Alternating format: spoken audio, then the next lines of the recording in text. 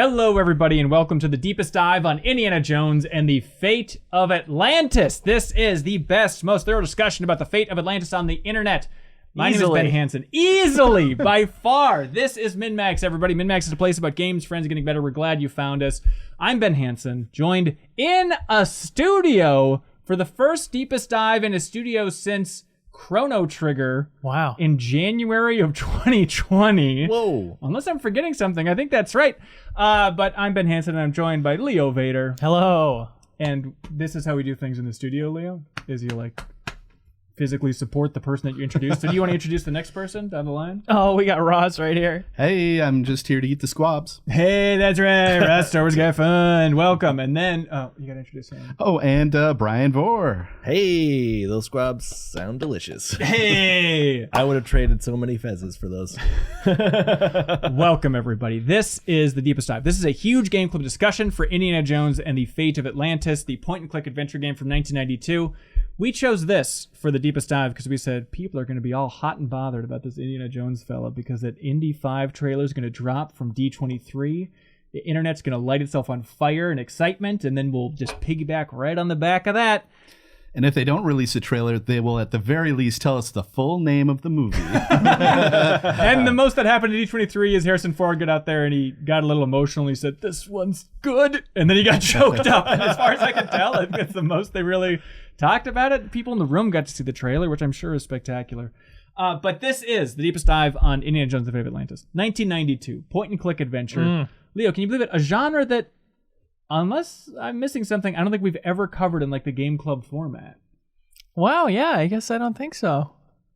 It's niche.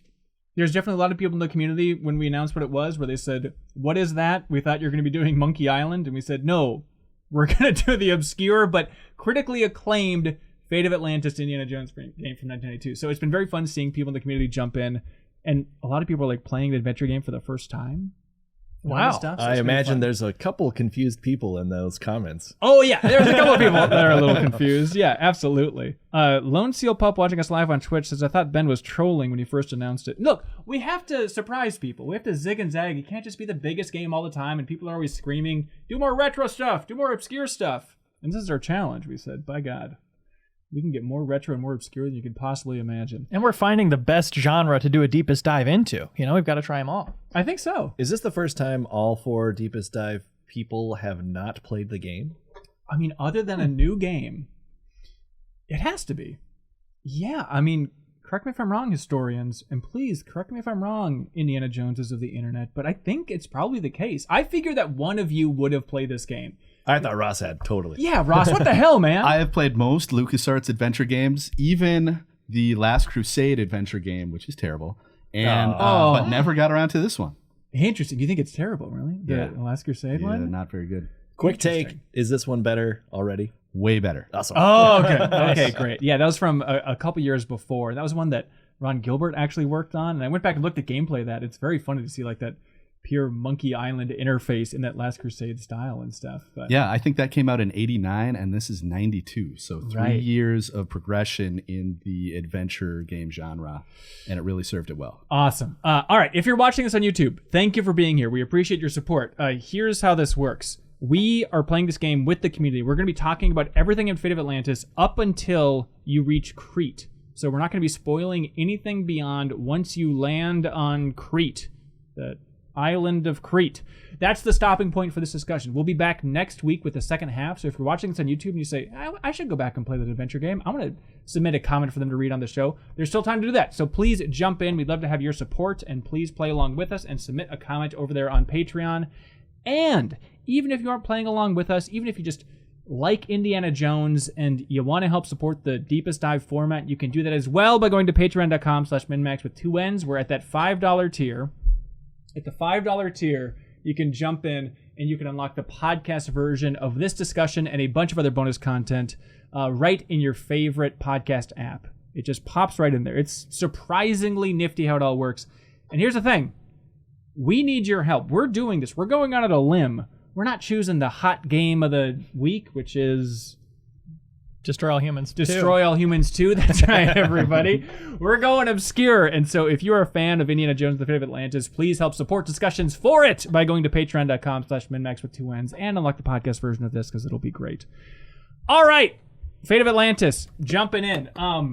I feel like I was spoiled because I got to stream this freaking thing. I mean, I guess anybody else could have, but it was very fun to like stream my time with this game because there is a sweet spot that I understand is a very privileged sweet spot of streaming adventure games where you get to try and solve the puzzles on your own, but then also the community can give you hints. Maybe they know, maybe they don't.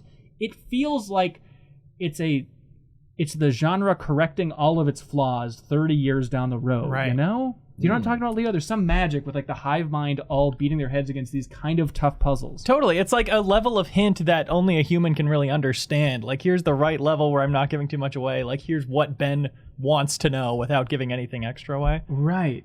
I saw that your stream time was only like 3 hours or Right. so, which Yeah. was way less time than I spent on this game. Oh, to get to this really? far, yeah. How much did you spend? Probably closer to 6. I didn't use a Wow. guide, and I did get stuck a couple times, but I forced my way through. Respect. Wow, that's ridiculous. What about you, Brian? So I played this while watching the Vikings-Packers game. It was You pretty maniac. awesome. You It was maniac. perfect. I figured out spacebar is pause. Yeah. And then I could pause it and see the play. And then there's so much downtime in football with commercials and everyone kind of resetting between plays. And adventure games famously no downtime, so you got to pause. That's right. Yeah, well, sometimes like someone would put something in an amulet and the cool effect would happen or a cool animation. So I didn't want to miss that. But there was some time after the game where I had to kind of wrap things up. I had no qualms about checking guides after a certain amount of time. I'm like, Yep. I got to get through this. I like Yeah, this. same. Ross, so you're being militant about this, Ross, or like going in completely guideless? I'm going to see, if I'm getting stuck this week and I just need to be able to finish it, I will go to a guide. But, I started out playing these games before the internet existed as something you could have in your home. So, it's kind of reliving that experience of just being like, okay, did I miss something I can click on? What am I doing wrong here? You know what I regret not looking at? If it exists, I'm assuming it does, is a PDF of the instruction manual. Yep. Because there's probably some great stuff in there. Yep. It took me forever to figure out about that right-click shortcut. Oh, yes. Oh my God, where it's like, What's this now? Don't just do us a favor. Don't tell Leo. We think it's kind of funny if we keep him in the dark. if you hover over a person, like it in the bottom, it says like talk to, or if it's like, Yeah. if you hover over a taxi and you want to, or like a car and you want to like just drive away, you hover over that and it highlights the most like likely thing to do. You hit right click and Indy just goes and does it instead of you having to like, I want to open car door and click up there and do that. It's like a night and day. Like I had to just discover it like halfway through. I was like, wait, what? This was available the whole time? I hate you. That's great to know because I found I was continuously trying to use stuff even though it wants you to push stuff and close stuff, when use doesn't automatically do that thing. And at a certain point it was me being petty, I feel like. Use this should work. Right. It but should you be a have blanket, to specifically pull the lever or whatever. Yeah, and for people just listening, if you've never seen this game, it is one of those old scum games from LucasArts where there are a bunch of different options. What do we got? Can we name them all the verbs? All right, here we go. We have use. We have give. Pull. Push, pull. Open, close. Talk to. Look at. Walk to? Is that literally on there? I think walk to might be on there. Oddly. There's a temporary touch, which is only in the darkest of scenes. Yeah, I like that. Look at changes to touch. Yes. Yeah. Yeah. Yeah. How's your experience going so far, Leo? I think there's a lot of really clever stuff that I'm excited to get into, Yeah. but I think I was probably primarily frustrated Really? for more of the hours Oh, yeah. than I expected. But again, like a lot of cool stuff, it's just like the way of interacting with it was giving me a lot of trouble at times. And certain puzzles, just the graphics, like pull this crate that you can't tell is any different from the background. Things like that were pretty hard to deal with. Yeah, you need to have like indie vision, I think, where you can just like sweep over and you can figure out like what are the interactable objects here? What am I working with? Because there's a lot of like, oh, okay, if I move a couple pixels to the left, that's technically a different object here. Yeah. There's a lot of that type of stuff. Yeah, although this was pretty early in the adventure game timeline of being able to like mouse over objects and see if they're an actual object, Right. instead of just clicking blindly on the background and hoping that the thing you see is not part of the background but an actual object. So this was a huge leap forward because like before it was just like constantly clicking on stuff. Yes. Oh my gosh. Okay, for the deepest dive, we had a bunch of people over on Patreon, patreon.com/minmax with 2 N's. What they did is they all are playing along with us and they submitted their comments about what they think. They could share a comment about anything under the sun, anything at all. The question is, what was the most common comment? Out of all these brave, wonderful souls that jumped in there and left a comment, Leo, what do you think was the most recurring comment? Something about the travel system on the map. Ooh. Interesting. You have a Sophia like psychic confidence as you say that. Nurab Sal told me, bro. Ross, what do you think? I think it is I got stuck on X puzzle and had to use a guide. Okay, interesting. How the hell do you control that hot air balloon? Oh my god. Somehow- we're jumping ahead but struggling for an hour to figure out that hot air balloon and then finally landing on an island and Indy's like, there's nothing here. Just a boring island. The most common comment was surprising. Is like, okay, people really like the opening here. That was popular. People love the parrot. I think, well, the parrot we can talk about in a bit. I'll save the parrot thoughts. But the most common comment, I did not expect it. It was Dr. Heimdall, specifically the death of Dr. Heimdall. Totally glossed over. How no one seemed to care about this human being dying. A frozen, terrible death. A little too dedicated to his work, Indy said, as I was gasping at my screen. So the idea is... I was like, is that a body? And he's just like, no. Just like talking about like just as casually as the old mayonnaise in the fridge. Yeah. I guess, is Indiana Jones... I mean, he can still be startled, right? Or is he just gone through so much stuff at this point? Because this is technically after The Last Crusade, chronologically. Yeah, so 1 this year is after. 1 year 39. after. There we go. 39. Love it. So at this point, is he just like, look, I've seen ghosts. I've seen so many faces melt and age. Like, oh, I see a dead body. I seen know a what's in lot the of dead afterlife. But Like, walking in expecting him to be alive, Yes. and instead he's Right. a frozen corpse. I feel like that's going to surprise Like, you. we need nothing from this man, so he has nothing to offer us. We're Yeah, just I gonna- wasn't going to ask him for anything anyway. it is confusing. Yeah, let's see. We had people write in about that thing. Let's see. Old Heimdall. Where are you, folks? Well, how do they spell it, Leo? Oh, they spelled it All over the place. Yeah, we'll get to it a little bit later. Okay, Joe Garifo writes in and says, I was surprised by the slapstickness of the game's humor. There's a bit in Always Sunny in Philadelphia where Mac does a terrible Swedish accent and says, that's a great accent. That's an accent Indy would do. And I always thought it was funny, and Indy wouldn't. But then I heard Dr. Heimdall in Iceland, and he wasn't wrong. It is the accent that an indie game would use. I'm a Swedish plumber. Okay. Yeah, I my note for that section was I've never felt like a Swedish accent was offensive before. Well, Dr. Heimdall, do you have reference for that Always Sunny quote? Yeah. So they're saying that in Indiana Jones there are bad accents? Is that the premise? Maybe. He's just got the hat on and he's trying to do an indie thing. Okay, gotcha. Because it really sent me down a rabbit hole of like, are there bad accents in Indy? Like, I guess in Last Crusade he does like the bad Scottish guy, like, I got to look at your tapestries or whatever the hell, but like, I don't know. Yeah, are we counting Sean Connery's American accent or not? Does he? No, he's Scottish in Last Crusade, Is he right? still? Yeah, I Okay. think so, yeah. Empiric Unicorn says, years of adventuring sure turned Dr. Jones into a cold-hearted son of a gun. He pushes Sophia into the line of knife fire without hesitation and thinks discovering a fellow archaeologist frozen to death is merely quip-worthy. Yikes. Yeah, I love that he doesn't have any reaction to the dead body that he's walking into, but when somebody suggests aliens might be involved, he's like, no way, man. It'll never be aliens.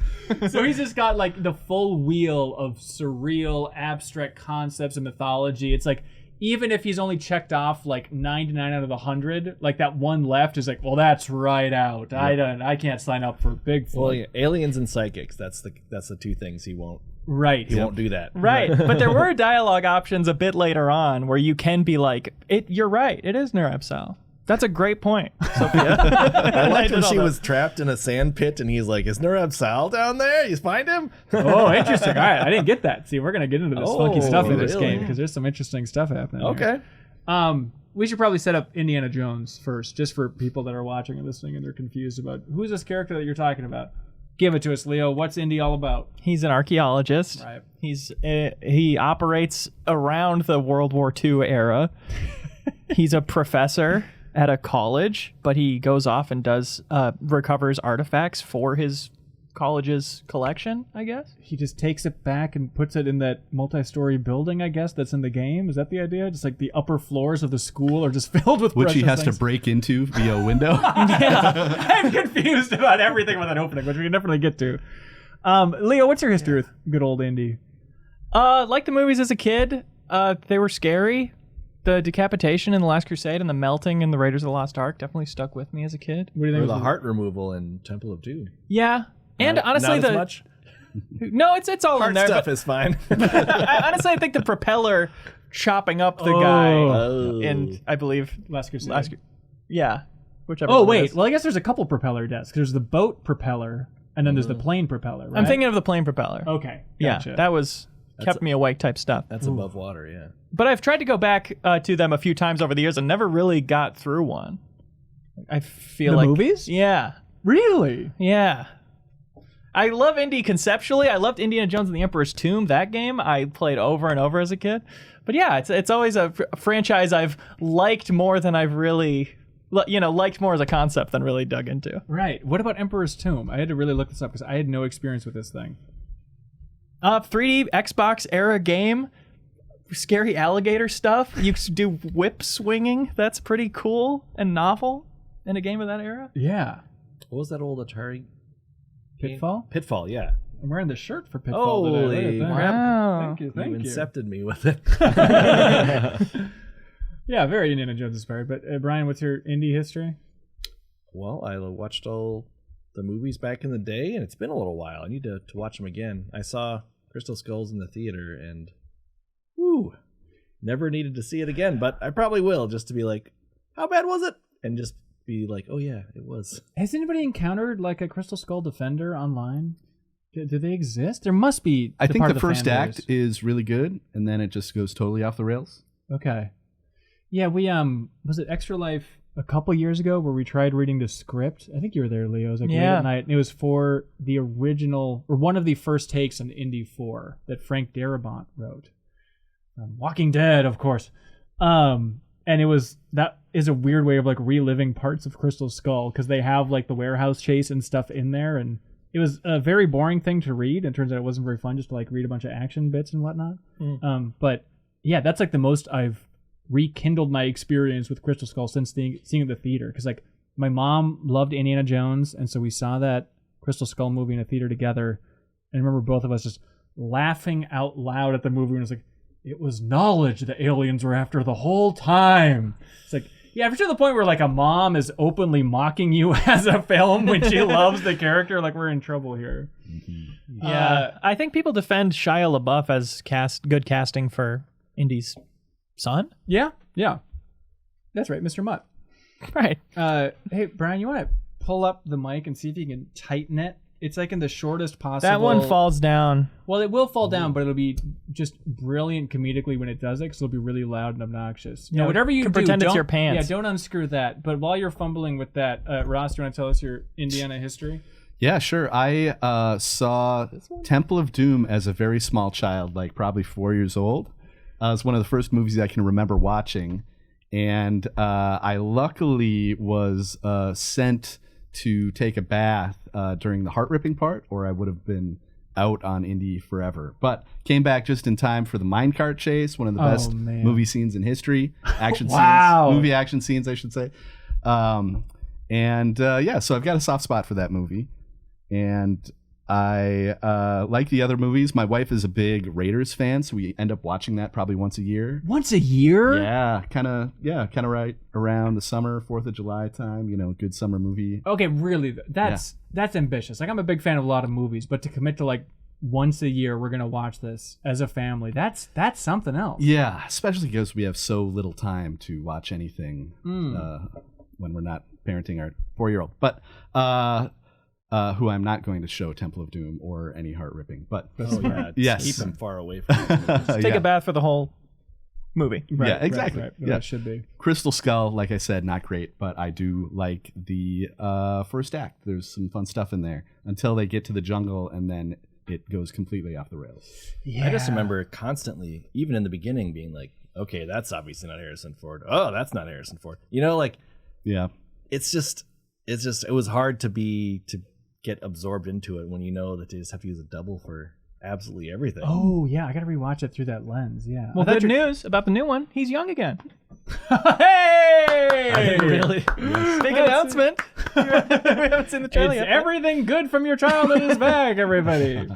Yeah, it is weird. Like, I thought you were talking about, like, that's not Harrison Ford, meaning just like it doesn't feel like him or doesn't feel like Indiana Jones. And I feel like that's something that I felt convinced enough, I think, during like Force Awakens, like, oh, that feels enough like Han Solo, I can let it pass. And so I feel like it is weird when you have that Lego sequel to have that part of your brain that's always doing the math of like, does this feel like Linda Hamilton from Terminator again? You're always trying to figure out, like, did they match the tone right? And I don't remember in Crystal Skull if it's convincing. Yeah, and on top of that is what you're referring to, like the stunt doubles that they're using that are just clearly a much younger person. Oh, yes. Yeah. I don't remember that being as much of an issue in The Force Awakens. Like, he wasn't doing like older. crazy swinging and stuff like that. Yeah, they're like, he's an old guy. He's going to shoot his gun, but he's not going to be clambering up boxes and doing big whips. Like, he did a fair amount of the stunts in the earlier movies, not like the super dangerous stuff, but it's like you see Harrison Ford climbing on the side of the truck as it's going through the jungle with the Ark. Right. And, he does the one like whip swing in Temple of Doom, I think. And so it's weird to go from that to like, here is a 25-year-old man in an indie hat with his back to us swinging, through an entire warehouse. Please enjoy. Yeah, and we got to say, too, Indiana Jones, Harrison Ford takes some of the best punches in the movie business, right? Makes him look so nasty, and he gives them out when he can, but usually he's outsmarting his enemies versus sheer brute strength, right? He takes the wit path, I think, most of the time, to put it in the parlance of Fate of Atlantis. Have you ever, Ross, you seem like the type of guy that at some point went back and read like that early transcript, which is just ridiculous that it exists, of Lucas and Spielberg, and I think, God, is it, it's Kasdan, I think, talking about Indiana Jones and concepting the character and writing that first movie. And they had like a stenographer there taking notes on their discussions for like this retreat to like a little cabin to go break this movie and the character. Yes. Have you seen that stuff? It's so crazy that exists, and it only came out in like 2008 or something like that. Yeah, that was when it first really hit, I think. And yeah, and it's so much fun to read through that and just get the feel for the relationship between Spielberg and Lucas, where George Lucas is always like, and then they get in this raft and it falls from the sky, and that's how they survive the plane crash. And Spielberg is like, would it really work that way? And Lucas is just like, who cares? Yeah. And there's like, you find like the push and pull of like, okay, this person's leading him that way, this person's steering him this way, and it's like that perfect balance between the two, and like that ends up being Indiana Jones. Like, it's like a Lennon and McCartney situation. I think it is, totally, yeah. And then Kasdan's there also throwing out ideas. Yep. Like, hey, we should write this down and other stuff like that. No, but there's the classic creepy moment where they're talking about Marion and like her relationship with the professor, her father, and then Indiana's relationship with them. It's like, okay, maybe Indiana had this professor, but then he was romantically involved with the professor's daughter, and then they had a falling out because of that. And there's that moment where Lucas is like, yeah, and maybe she's like 11 years old. Yes. And Spielberg's like, we're a little older. Well. Yeah, there are a few indie things that haven't aged well. That conversation is definitely one of them. Yeah. And some major things in Temple of Doom, yeah. Right. But that's just, I mean. Good to see Short Round return, though, in everything everywhere all at once. I know. Did you Yeah. guys see that photo of the two actors backstage at D23? No. Having like I a saw. hug? Yeah, it's heartwarming. Oh god! So and then awesome. that actor's also going to be in the second season of Loki. Yes. apparently. Nice. It's like weird for like Disney So to excited. re-embrace him after so long. Yeah, it's my dream that Ke Kwan is like the new lead of the Indiana Jones movies. I'm not Yeah. the first person to say that, but it should happen, right? It would be interesting. That would be really cool. Yeah, He picks up the hat. he picks up the hat. He picks up the hat. What do you think? Here's a weird factoid too. We don't have to go full into the history of Indiana Jones, but I wrote this down, Leo. It's looking like we do. Based on your notes. I know, I went a little nuts.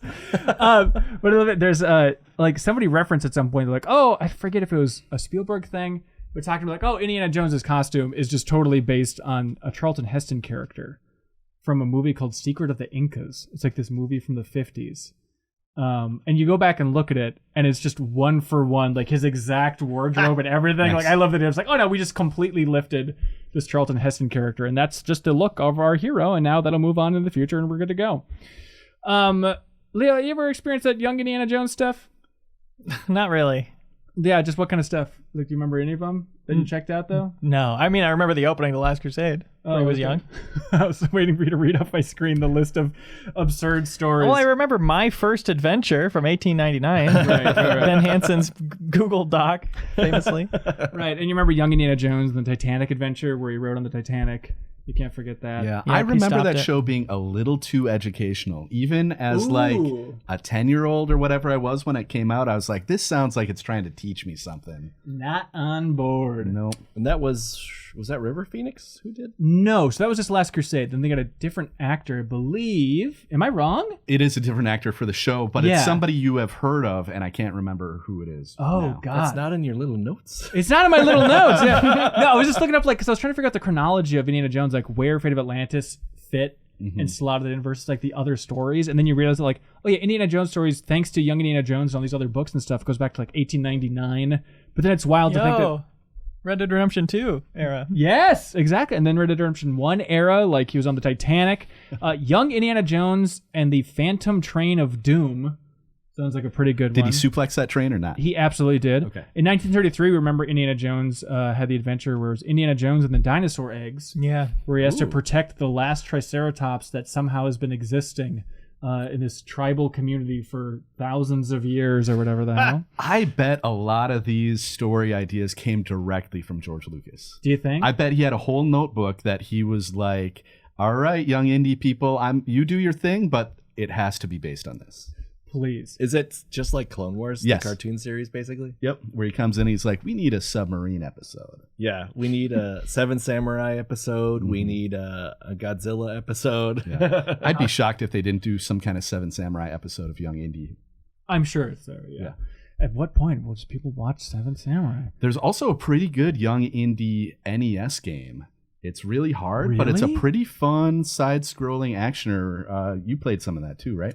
Oh, yes. It doesn't work well with emulation. Okay. At least whatever emulator I happen to be using. Yeah, it kind of was hard to, like, all the platforms disappeared or something. Mm-hmm. So and it was in a dark cave, so I was like, I can't get anywhere or do anything. We're good. Did So you I see can't- someone posted there's an action version of The Fate of Atlantis? Yes. Is it all just punching in it? I haven't encountered any fights yet in the game. Oh my I god, encountered you're one. missing out, Is dude. that the Fate of Atlantis special edition where it's like that fan project that was? No. So this is Aaron T wrote in about it. He says, hey crew, did you know, despite Leo mentioning it, there's an entirely separate Fate of Atlantis game? It's called Indiana Jones and the Fate of Atlantis, the action game. What? It's an isometric action game that was released alongside the adventure game and is generally regarded as terrible. PC Gamer has a great write-up about it, and there are a few playthroughs out there, but it seems largely forgotten. Fun fact, the cover art doesn't even use Harrison Ford's likeness. It's ridiculous. So, like, I just took basically the settings and the overall plot for Fate of Atlantis and released it at the same time. Like, oh, here's just an action version if you want it. And it's funny that that version that was supposed to be more wham bam, thank you ma'am, like action nonstop, that version has aged terribly. Whereas this version that's slow and methodical, it's like, okay, this is actually still playable relatively in 2022 here. I think they did that same thing with the Last Crusade, where they had the adventure game version and the action version of it. It's so weird. And then they That's also, odd. in this game, we can unpack it, but they also try and squeeze in a couple different versions technically in here. But I was I was dumbstruck reading into the history of this game because it ties back into the history of The Last Crusade, and the struggle to make that film. And apparently Chris Columbus, director of Home Alone, all of our favorites, and Harry Potter? Did he do the first Harry Potter? But apparently he wrote a draft and a script for Last Crusade that was like Indiana Jones and the Monkey King. The Monkey King. It was the predecessor. So after Temple of Doom, George Lucas came up with like an 8-page script treatment or summary of what he thought the next Indy movie should be, which is Indiana Jones and the Monkey King, of course, where Indy's like in a haunted house.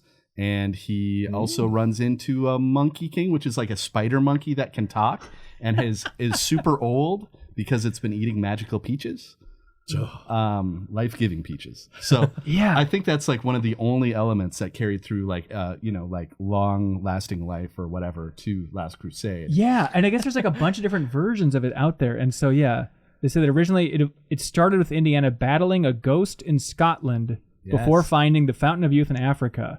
And then Indiana Jones is killed, but then resurrected by the Monkey King. And the story saw... Oh, yeah, hang on. I just copied that twice. So it's this weird idea where there was this version out there, and then Spielberg's like, I don't really want to do that. Let's end up doing Last Crusade instead. Mm-hmm. And so the first version of this game was like, okay, well, let's take the script from the scrapped version of the third Indiana Jones movie and turn that into a game. So that's where Fate of Atlantis started.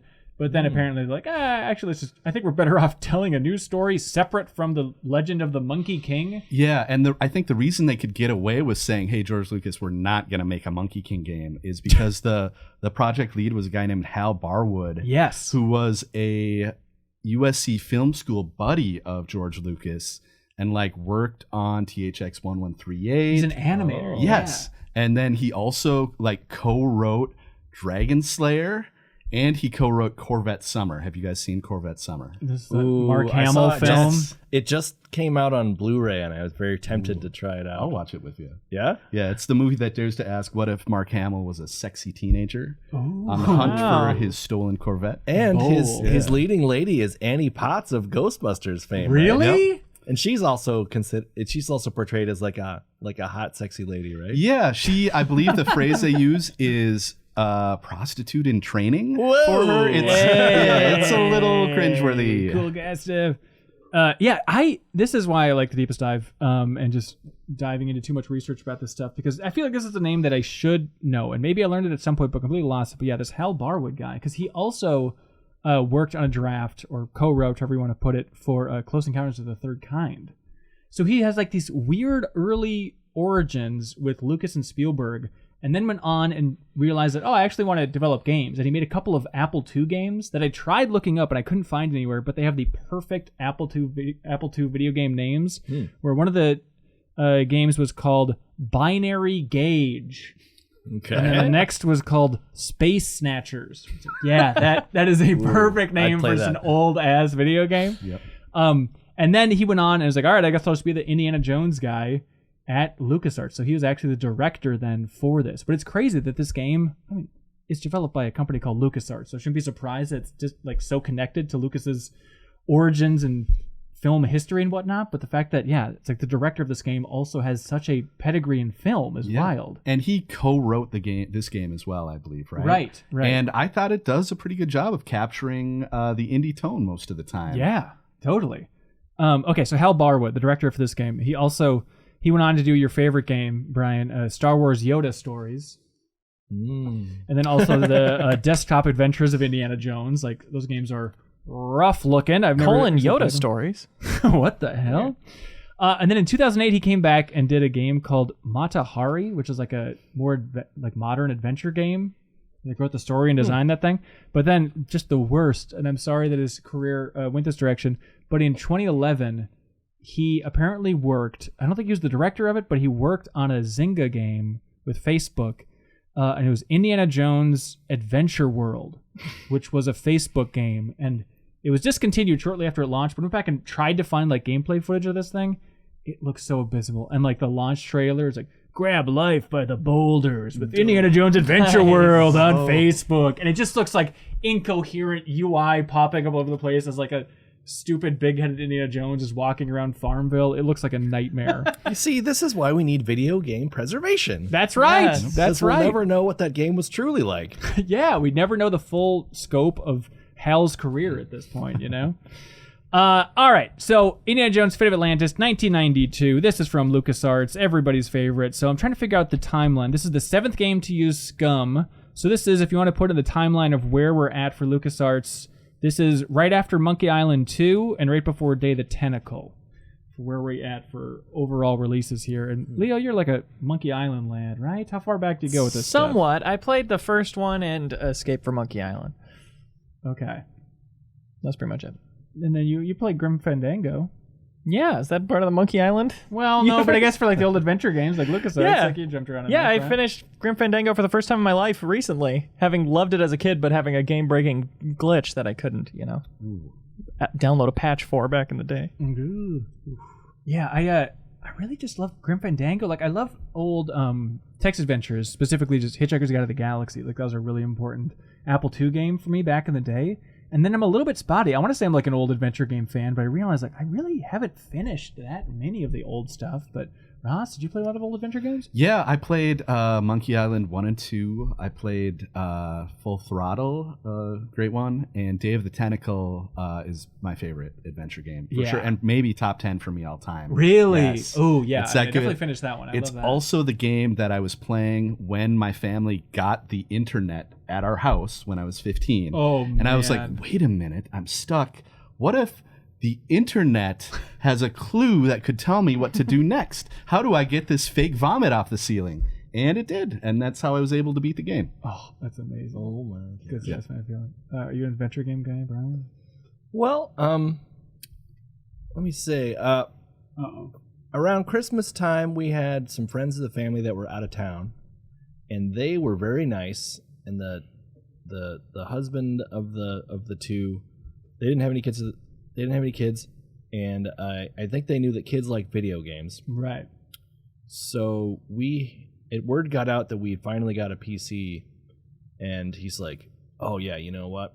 I hear this Grim Fandango game is pretty awesome." Ooh. So he got it for us, and I could never get out of the opening area because it would always crash. I just don't think our computer was quite up to snuff with that. Yeah. And then he also later got us that Blade Runner adventure game. Are you guys familiar with that? Yeah, the Westwood one. They finally kind of put it back together for GOG.com or GOG. Right, or right, you're yep. supposed to say it. So I did buy that, and I was like, oh, maybe I could finally play that and get through it. But we had similar problems.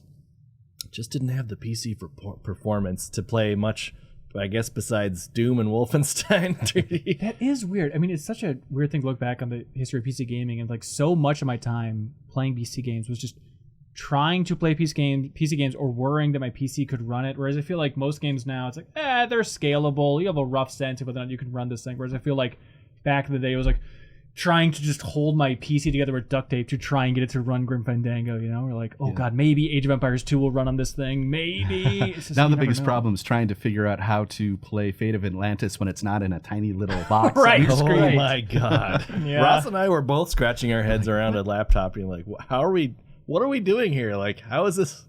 Yeah, even just like the controls. Like, okay, we got F5 to bring up the menu. Is that I think what all it the Fs do it. is? Okay. All right. What do the other Fs do? I think they bring up the same menu. Oh, every F does it? Yeah, F1, there's not- F2. I don't think you're missing too much in there. F3. Okay, But and you the finally- spacebar pauses. Spacebar pauses. My favorite detail is you hit period to advance the text.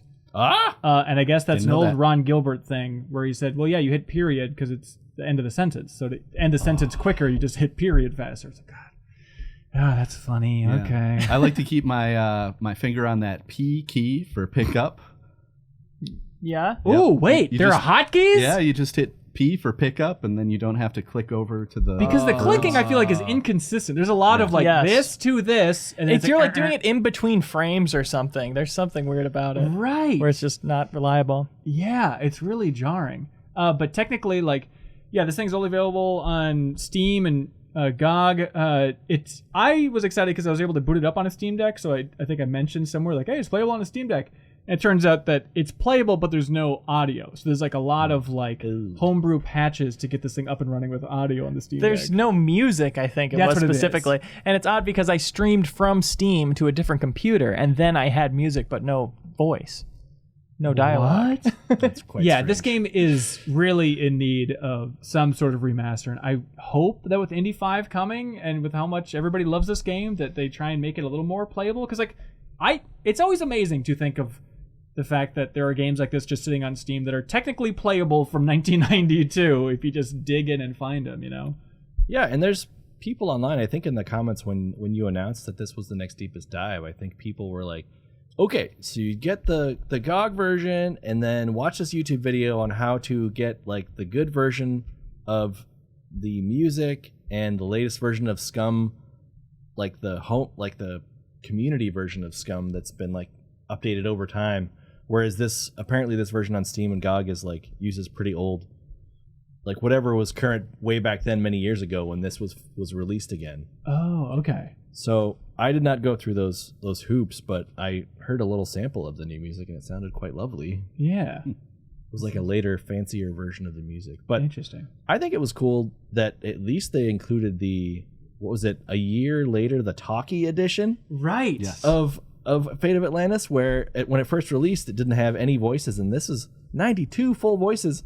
I had no idea about this when I was a kid. I was like so blown away by like the snippets of voice in Super Metroid. I was like, this is the future, not knowing that it like a year before they had the full so much talkie stuff on PC and CD-ROM. Yeah, LucasArts was doing that kind of thing right around that time. They would re-release stuff as like CD versions too. Like they did CD version of X-Wing, CD TIE Fighter that had the voices like in them. Yeah. And I bought those. Of course, my computer couldn't handle the voices, so I still was playing them completely silently. But Oh, God. yeah. Yeah, back when like an audio card mattered. Yes. Oh, jeez. So weird. Yeah, I was bracing for impact when Indy started speaking in this game. But it's like, I like his voice. Like, it's not exactly Harrison Ford, but it's like, it's just kind of quippy and deep enough where I think it works for me. It feels like a different vibe, but I'm all on board. Still clearly a handsome guy. You can tell. Yeah, Doug A little Lee is rugged, the name of the yeah. actor, apparently. Yeah, it's all you It's a need. matter. Yeah, Yes. it's a really hard voice to do, I feel like. A Harrison Ford. Have you ever known somebody who can do a Harrison Ford impersonation? Other than Leo, no. Yes. Part-time. But yeah, so I think that guy did a pretty good job. Yeah. Super Barrio on Patreon, they say, this is the first game I ever owned. It came on a bunch of floppy disks and didn't have VO. Later, a friend got the CD-ROM and the VO blew my little mind. I Yes. cannot imagine that. Like, what do you mean people talk? Noah Howell says, what do y'all think of the voice acting? I think Indy is solid and over the top. Oh, and the over-the-top German officer Klaus and the scientist Uberman fit perfectly. Brody was the only one that was a bit disappointing so far.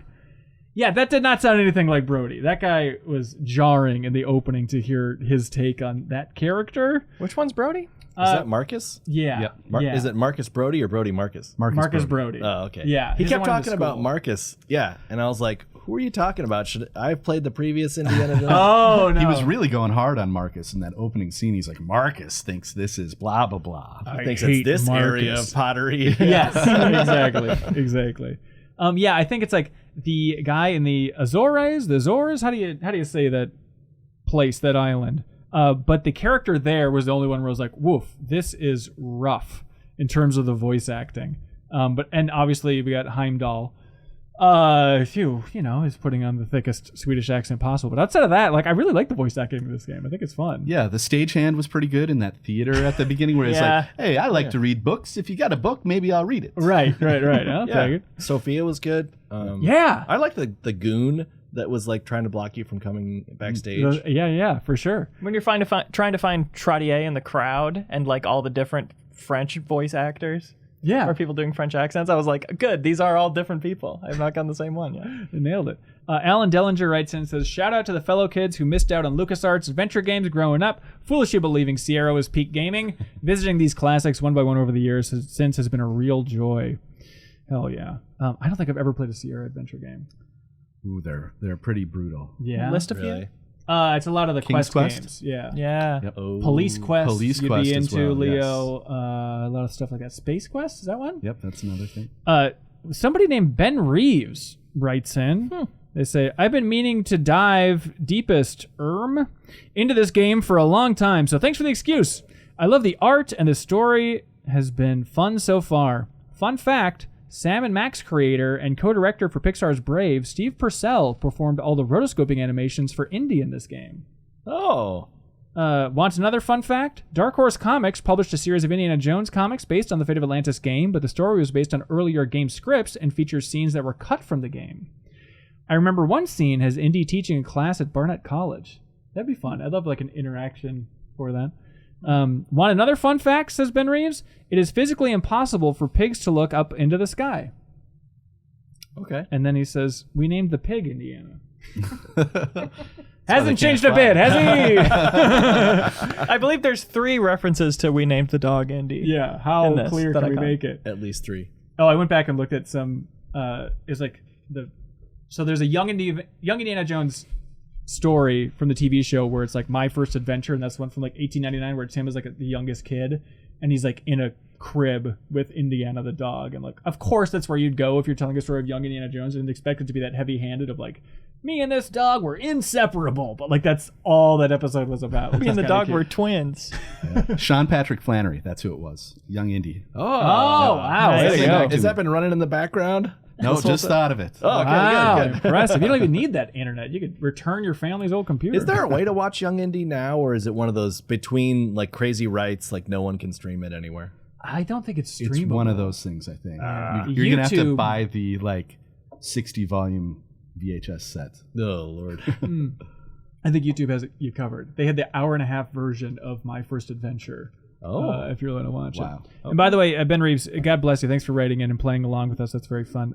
I did look it up, and Steve Purcell only worked on Indiana Jones and the Last Crusade, so I'm sorry that he was actually incorrect with his fun fact. Oh, cool. Which leads me to question everything about the pigs and everything else that he wrote in about, actually. Alex K. writes in and asks, hey, can we talk about how cozy this game is? I wasn't expecting it going in, that feeling, but something about the visuals combined with old-school adventure setting just fits. I had that feeling too. I don't know what it is, but despite wanting to play this game for years and then choosing it for the deepest dive, I still had a weird moment like starting this game up of having that realization of, oh, this is Indiana Jones and an adventure game, like combined. Like this is really like a fun combo that I've never experienced in my life. And it is, I think cozy is a good way to put it. Sure. Sometimes the music is a little not cozy. I feel like sometimes it'll just hang on a really shrill note for like a minute straight, and I'll say, is something glitching out here? Is this what the music is really like? Well, specifically, I think, what is it, in Tikal, like the jungle environment where it's just birds in the background, and it sounds like birds are digitized and farting and exploding. Like it is just a cacophony of, is this supposed to be music, or it's just layers and layers of digital birds screaming? It's that dense jungle that you did not need to go through. That's right. Completely optional. Alex, so you can actually skip that jungle? Because I know you go through it, you solve the puzzle where you scare the snake off with the giant rodent, and then Sophia has met you on the other side. I think that's just a shortcut for getting back. Yeah, I don't think you can actually skip it. Right. It's just a gag. I wouldn't be surprised, because there sounds like a lot of different paths in this game. Yeah, different ways for to solve sure. things. Yeah, Tommy Kliss writes in and says, if only Indy and Sophia looked to the left in Tikal, they could have avoided that mess in the jungle. Yeah, well, Sophia was smart enough to do it, I think. Yeah, and as long as we're talking about that, was anybody else shocked that you could whip the jungle rodent? Like, I love the idea of Indy just traveling around the world to exotic locales and just whipping the crap out of the local wildlife wherever he goes. Personally, I wanted more whipping in this game. Yes. I was really expecting, it's like, hey, it's an Indiana Jones game. What do you want players to do? What do you expect them to do? At least give me like an option of like, let me whip this telephone booth in the beginning and give me some dialogue about it, because you know that 95% of players are just going to be whipping everything out of the gate, at least, right? Yeah, when you're back at the college trying to find that piece of that exhibit, and you're under the fallen bookcase from the beginning, there's like a red book up there. And I tried to use the whip on it, and he's like, that won't work. And you're supposed to throw coal at it to knock it down. It's like, I I've never used a whip, and I could whip that book down. It's right there. Yeah, I feel like in a modern indie adventure game, the whip would be something where you would get unique dialogue for like every single thing you tried to use it on, and you'd get an achievement or something for finding it all. Like Grim Fandango with the scythe. Yes. Like, that's always relevant in some way. Yes, absolutely. It's funny, I did not know that coal thing with the book because I got the coal, but I unscrewed the screws at the top of the bookcase, and then they all fell down. Well, there's the one that was still lingering. Oh, right? really? Well, wait a minute. Now I'm confused. Well, I'm confused too, because that's like if that is the correct thing, because it can be a number of different places, the thing you're looking for. Oh, Mine ended up being in the wax cat. But that's like if it's in the book, you can knock it down with the coal. But I threw the coal at it, and the coal just got destroyed.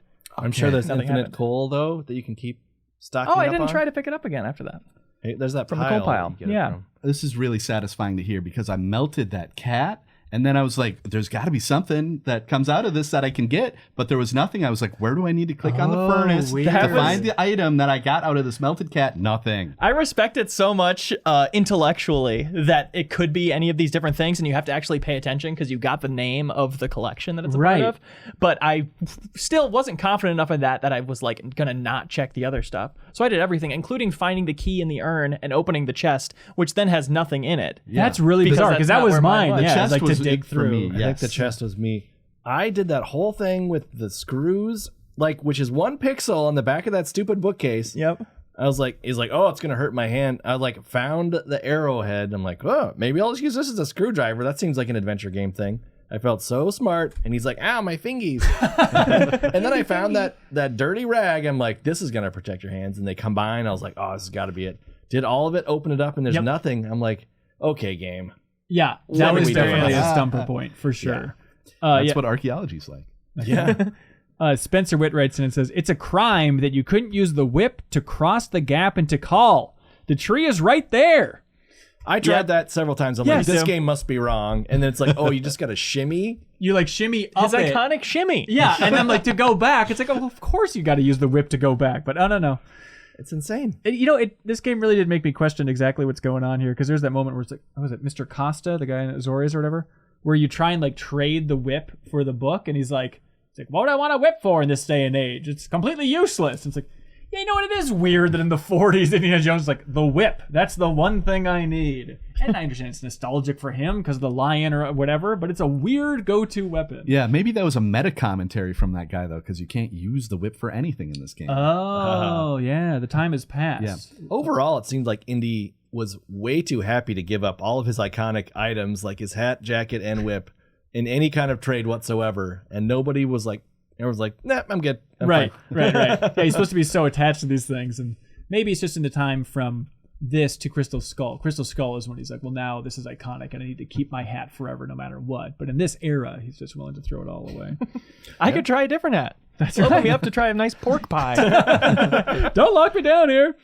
Ricky Winterborn writes in and says, hey, I watched Ben stream this thing. It's such a comforting game. I love that. Nice. It'd be cool if Machine Games, who's making the new Indiana Jones game, if that game was chill and focused on puzzles and traversal. But I assume it'll have shooting as well and closely mimic Uncharted's pacing and style. But I do love that as a strategy too. Like, what if it was just like a chill, thoughtful, cozy, adventure-esque game? Yeah. Honestly, I'm thinking about it more since we mentioned it, Indiana Jones and the Emperor's Tomb. The most novel thing about that to me at the time was the globe-trotting aspect. Like, you go to all these really different feeling locations, which does feel appropriate for Indiana Jones. And I would like for that to be a big part of the new one, for it to be about exploring new locations. Well, and even that this being game, enough of a reward. It's always exciting when a map pops up. Like, and getting to like choose your location. It's like, well, here's something that's just only Indiana Jones and video games can do, is like, we're going to show you the map. You choose where the red line goes. It's a really funny way to gamify that, of just like, I might have forgotten something across the ocean. So let me just go back there. I went back with Sophia to the college just to check if I forgot anything. The little cutscene of the line getting drawn as you fly across the ocean, you get there, and Sophia's like, what are we doing here? And you're like, I don't know. Let's go back. Let's go back. Yeah, I think that the airports are like, hello again, Indy, welcome. I don't know why you keep buying these tickets, but sure. It's I cool. felt a slight guilt about whenever I was like, man, maybe I should check that room. And it's like, I guess I'm going to have to burn a bunch of carbon and, That didn't kill the exist in earth. the 40s or the 30s. You're safe. just to fly back and forth to be like, I had one more question for you. Oh, wait. Okay, that goes nowhere. Okay, I'm going to fly back and work around over here again. I forgot my jar of mayonnaise back at home. Yeah, gotta go get that. There's something inherently satisfying in an adventure game of getting a new location to go to because it means you are no longer stuck in your current location. Oh, it's liberating. Yes, you're like finally a new set of problems to deal with. That's right. Yeah. I can't wait to get completely stuck. Oh, yeah, here. and like getting rid of an item forever. Oh, like, it's the it's no best. longer on the table. I don't have to worry about that. Yep. Totally. Yeah, I do appreciate this game, though, has smaller areas than a lot of other adventure games I've played. So you're like, oh, it's got to be in here somewhere. The solution is in front of me. It's not like, that was a complaint I had about Grim Fandango. Like, some of the areas were so huge. For You're sure. like, I have no idea if I should be going over here, over there. And they kind of make up for it here if you see it as making up for it, where it's, you can still go back and fly to any of those other areas. So technically, I guess the area is the entire world that you've encompassed up to that point, but it feels much more focused. I'm like, okay, here's a weird spiral shape to get into this tomb. Try and figure out how to get that off the wall and put it in the elephant nose or whatever the hell for that puzzle, you know? Except the island of Thera, where you're walking off into the distance to the different, like, the cleft of the mountain and stuff. That was like, okay, I click on walk to that part of the mountain, and now I just, like, should I put on a podcast or something? It's like 20 seconds of him walking, you know? I didn't see this, Leo. I did not see that. I didn't either. Oh, Really? very Did you go interesting. past Crete? Did you go into Crete a little bit? Crete is right after the sub, right? I didn't see the We sub. haven't seen a sub either. Whoa, we didn't see sub. No. All I know is my walkthrough said Crete for the first time right after the sub. No, I think you're doing it right. I think there's a big branching path. Interesting. for this Cool. game. Yeah, we should try and suss that out. I We was on the should. wits path, of course, Oh, because of your intelligence. because of my intelligence. That's very smart. I was really working with the stream, trying to figure out what would everybody else have chosen here, and how can I choose one that they wouldn't choose. What is the deciding factor?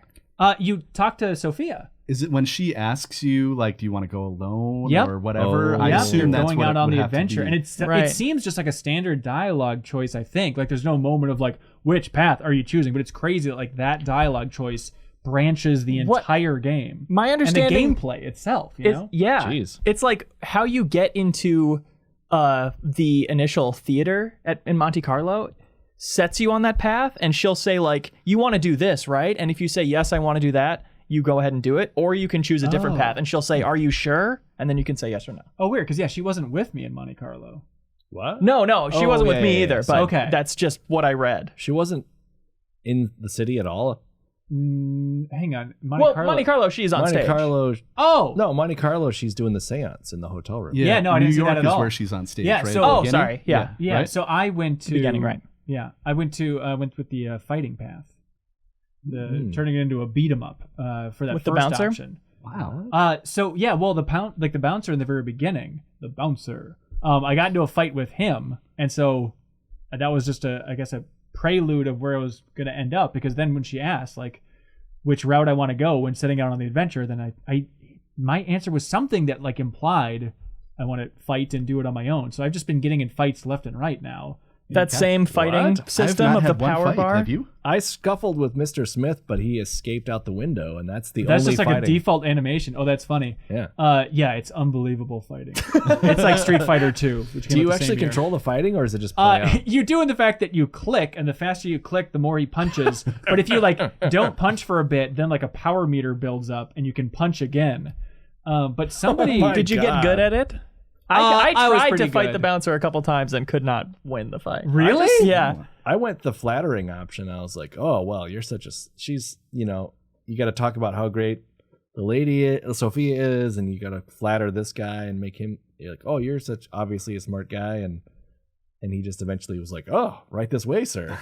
The way I Yeah, got same through with me. I didn't have to fight him or anyone. Wow. the way I got through was sneaking around the back. There's like crates you can pull out of the way, and then you climb up a Oh, ladder. you can pull him out of the way? Really? Yeah. I tried moving some crates, and then it's like, no, I can't move that anymore. And I was like, well, this, I guess I can't go this way.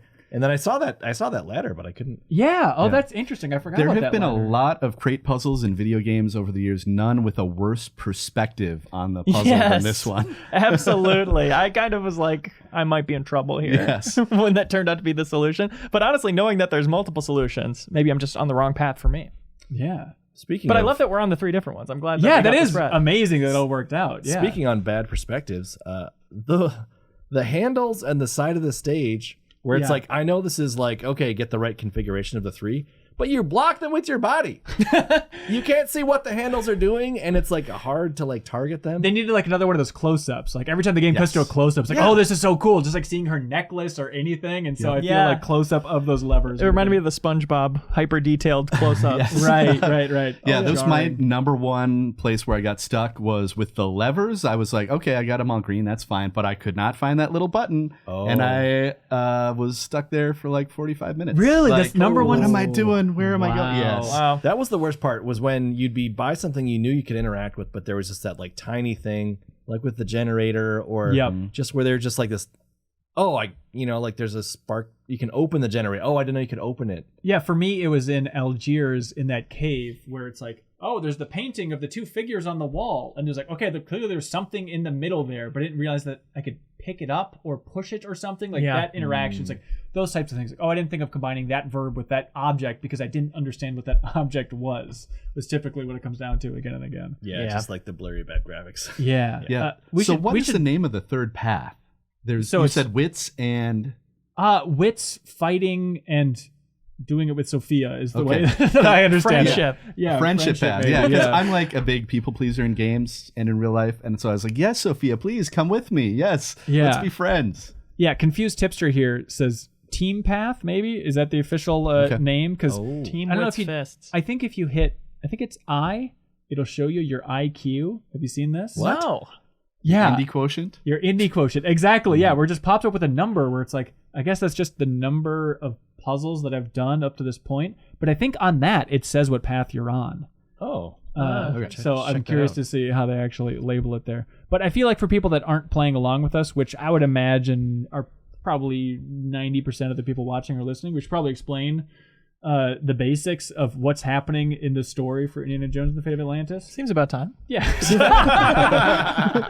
you've waited, and now Yeah. it's all gonna pay off. Here we go. So the adventure starts. Oh boy, it's tough not to like dive into all these little aspects. The big picture is it's about the lost city of Atlantis. Indiana Jones has somebody that he worked with in Iceland who also was an archaeologist, has some historical leaning. Her name is Sophia, but she's also a psychic. Yeah, she quit archaeology to get rich quick as a psychic, is what I believe. She also stole a bunch of artifacts from that site. Right. I love it. And so those two were in a magazine together because of their digs in Iceland, which was after artifacts that turns out are leading and pointing vaguely towards the lost city of Atlantis. Believe it or not, the Germans, the Nazis, also want to get to the lost city of Atlantis because they uncover that, what is that? Orichalcum. Yes, Orichalcum, the They keep saying magical... orichalcum, which I've done a lot of crafting in JRPGs, and I've always thought it was orichalcum.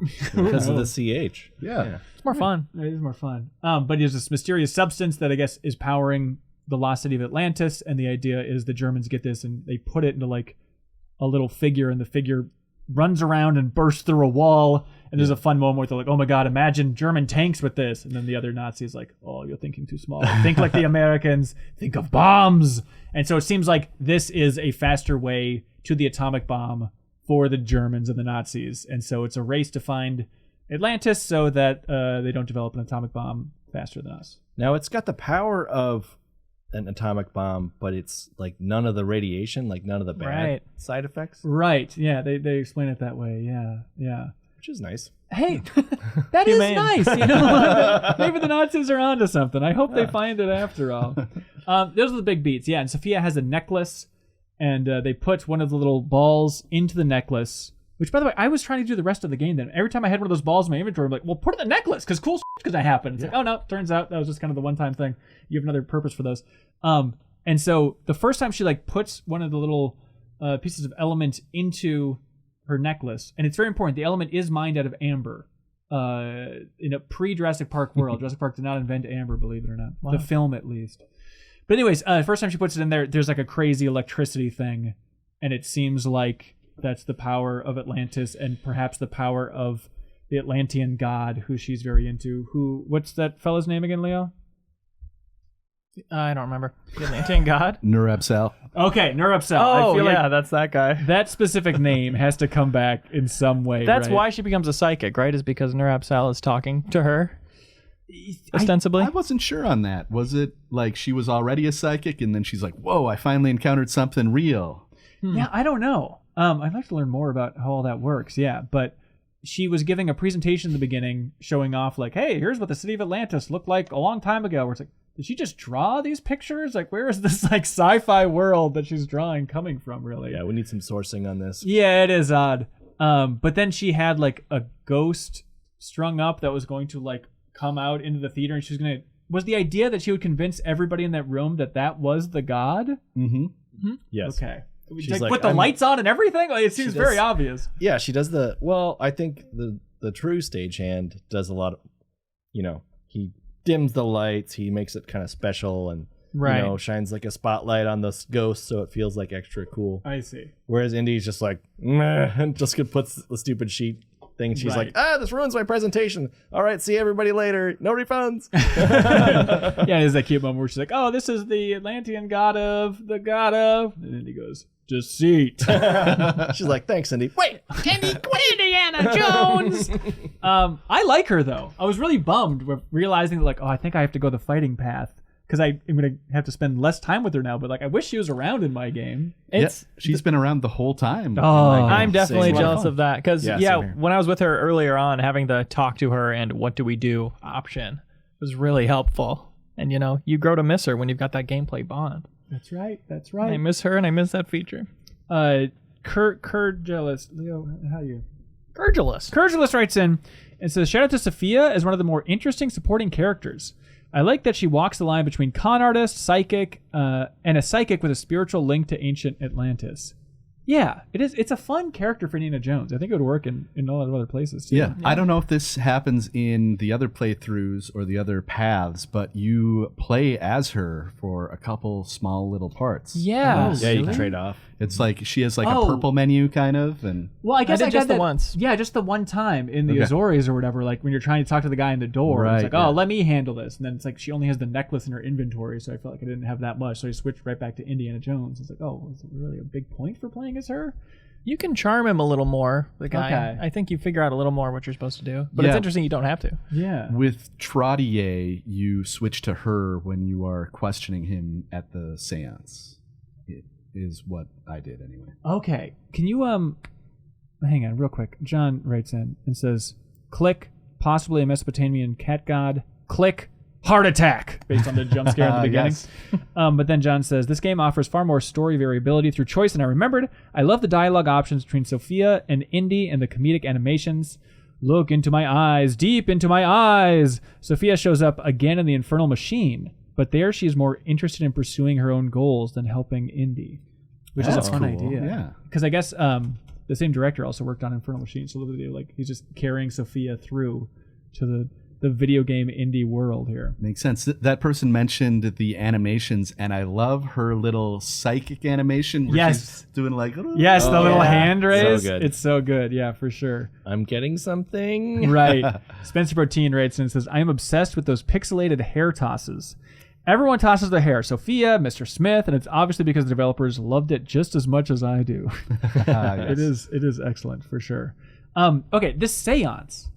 I'm very curious about how that. Did you get the seance too? It's not ringing a bell for me. Okay, It so was this a major part, yeah. Yeah. That's really interesting. me. So for me, yeah, I just went to France and just was on the sidewalk going like, "Trottier, are you here, Trottier?" Right. And then that was pretty much it. And then he asked like, "Who are you?" And I'm like, "I'm the world famous adventurer, Indiana Jones." He's like, "F you, you're too cocky." And so then I had to like grovel back and get in his good graces. But that was pretty much it for that area for me. Oh, wow. Yeah, I you mean- can talk to the different guys Really? and go, "Do you know where he is?" And they're like, "No, but I know he has a weird nose." And then, "No, but I know he has a flower in his lapel." And then you can like identify him cruising by on the street like that, Okay. which I thought was a really clever. So I puzzle. did all that. Like I eventually talked to him there, but then I didn't go inside the hotel or anything. I lucked out and happened to click on him and like the third guy. Oh, nice. And he's like, "Who's asking?" Yeah. So I didn't come out and say, "Are you Trottier?" I was just like, "Hey, I'm looking. Have you seen him around?" And he's like, "Well, who's asking?" And yeah. I kind of just always try to do like the kind of the smooth flattery, convinced, getting to do what I want type of route. and he was like, I was like, oh man, I have the one and only Sophia upstairs ready to do a seance right now. And he's like, well, I don't know. Let me ask you a vague, weird question about the Book of Plato. Right. Yep, I did that part. Okay. And I failed that so many times, but I finally got it right. And he's like, okay, I'll go upstairs with you in this hotel just because you got my question right. I was so confused about that because so many of those options when you're answering like basically a quote-unquote trivia question, like, oh yeah, you're really smart? Let's ask you a question about Plato's Lost Dialogue, which is happening over and over again. Hope you clicked on those paper clips on the side That's of the document. the thing. I didn't realize that you could actually like comb through the book at first. So he was asking me all this stuff about like, yeah, how the Atlanteans mined orichalcum or whatever the hell. It's like, I don't know. I don't know any of this stuff. It's like, oh, it turns out the answer is you got to actually read. You didn't the do any book. of these suggested readings that were mentioned in the manual. Yes, exactly. Missed out on it. Yeah, but then so you get him up to the hotel room finally, and she's sitting there at the table, and you switch to controlling her, and you have a conversation with him where you're like trying to like get into his good graces, and he asks you like questions like, who, if you're a real psychic, who do I fear the most? And you got to pick like his wife. And then there's a couple other questions like that. And then he's like, okay, last question. How many fingers am I holding up behind my back? Which I don't know if there's any way to know, but I guessed and got it correct. Wow. 20% chance, I guess. And then he just gave the sun disc or whatever it is over. Okay. But Wow. yeah. But there's got to be a different way to do it, right? Is there a way I did a different way. Spook him? Wow, even on the same path. Yeah. So Yeah. different. Yeah, we got him into the seance, and we sit down, and I asked him, as Sophia, like Indy's just hanging out back in the closet area, and I asked him like, oh, okay, I need a token to like connect to the psychic world, and he's like, F you, I'm not giving you anything. If you're a real psychic, you know. And then there's an option where of a couple of different things, and I'm just like, I'm just gonna be right back. I'm gonna take a little break. So I swapped. I took her back to Indy, and we're like, hey, let's figure something else out. And Andy's like, oh, I'll handle this. And so, the first time I failed it because I was trying a bunch of different things. I was like, but eventually, after going back and forth to was it Morocco or the other place in the Monte Carlo? Algiers. I eventually figured out you could get that mask from that shopkeeper guy, a scary mask. Wow. And brought it back with me. And you can, while she's doing all like the psychic things and going through the whole seance, you take the circuit breaker, turn off all the lights, and then you grab the sheets off the bed, and you have the mask in your inventory, so you put the sheets on, you put the mask on, and then there is a flashlight hidden on a shelf, and you like, ooh, come out while you're doing the seance after she's like, you know, here's what's the name of the Atlantean guy? Yeah, the god you're always talking about. Nerapsal. Yeah. Okay, I'm sensing Nerapsal, and then you come out and you're like, whoa, and he's like, ah, what? And he, I think he like darts out, and then either you run in. I can't remember if I ran into him outside and he just gave me the stone. He's like, whoa, that was freaky, or if he left it behind and ran away. But that's wild. But yeah, it was kooky. I thought that was like the only way to do it, but there's like I had the tons of ways. sheet and the flashlight in my inventory, and I was like, well, I see where this is going. But then I just went through the dialogue and didn't get anything wrong. And he was like, well, you've proven yourself a psychic. Here you go. Maybe you're really psychic. Yeah, maybe. It came in handy. Crap. That sounds really cool. The way it worked on my path is I tried to go in the building, and Indy was like, I can't go in there. Maybe my enemies are in there.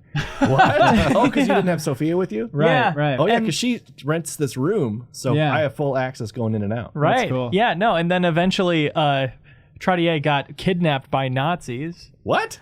and taken into a cab, and then Indy runs it. This didn't happen to you? I'm Hunter? trying to remember what happened at the end. I can't remember. Well, you'd remember this. Okay. He like gets in a cab, and then it's a chase scene. Oh, no. It's like top down isometric of the city, and you're clicking to guide your car around and trying to get in a head-on collision with this car full of Nazis, and then you do, and it's like a close-up of the car crash, and the guy's dazed but grateful, and he says, I threw the sunstone out the window at this these cross streets, which can be different. Like at blank and blank, and then you just have to walk around the city at these different cross streets and find one of the streets it's on, and then follow that one until you find like the exact cross street, and then you find the sunstone in a drain. What? A sewer drain. That's awesome. This feels like playground talk when you're a kid. Yeah. It's like, Right, "Whoa, right. I was You playing are Mario lying." Brothers. Yeah. That's crazy. Yeah, the manual said there are multiple ways to solve puzzles sometimes. And so I was like, oh, yeah, that must be what it is with the dialogue versus a seance,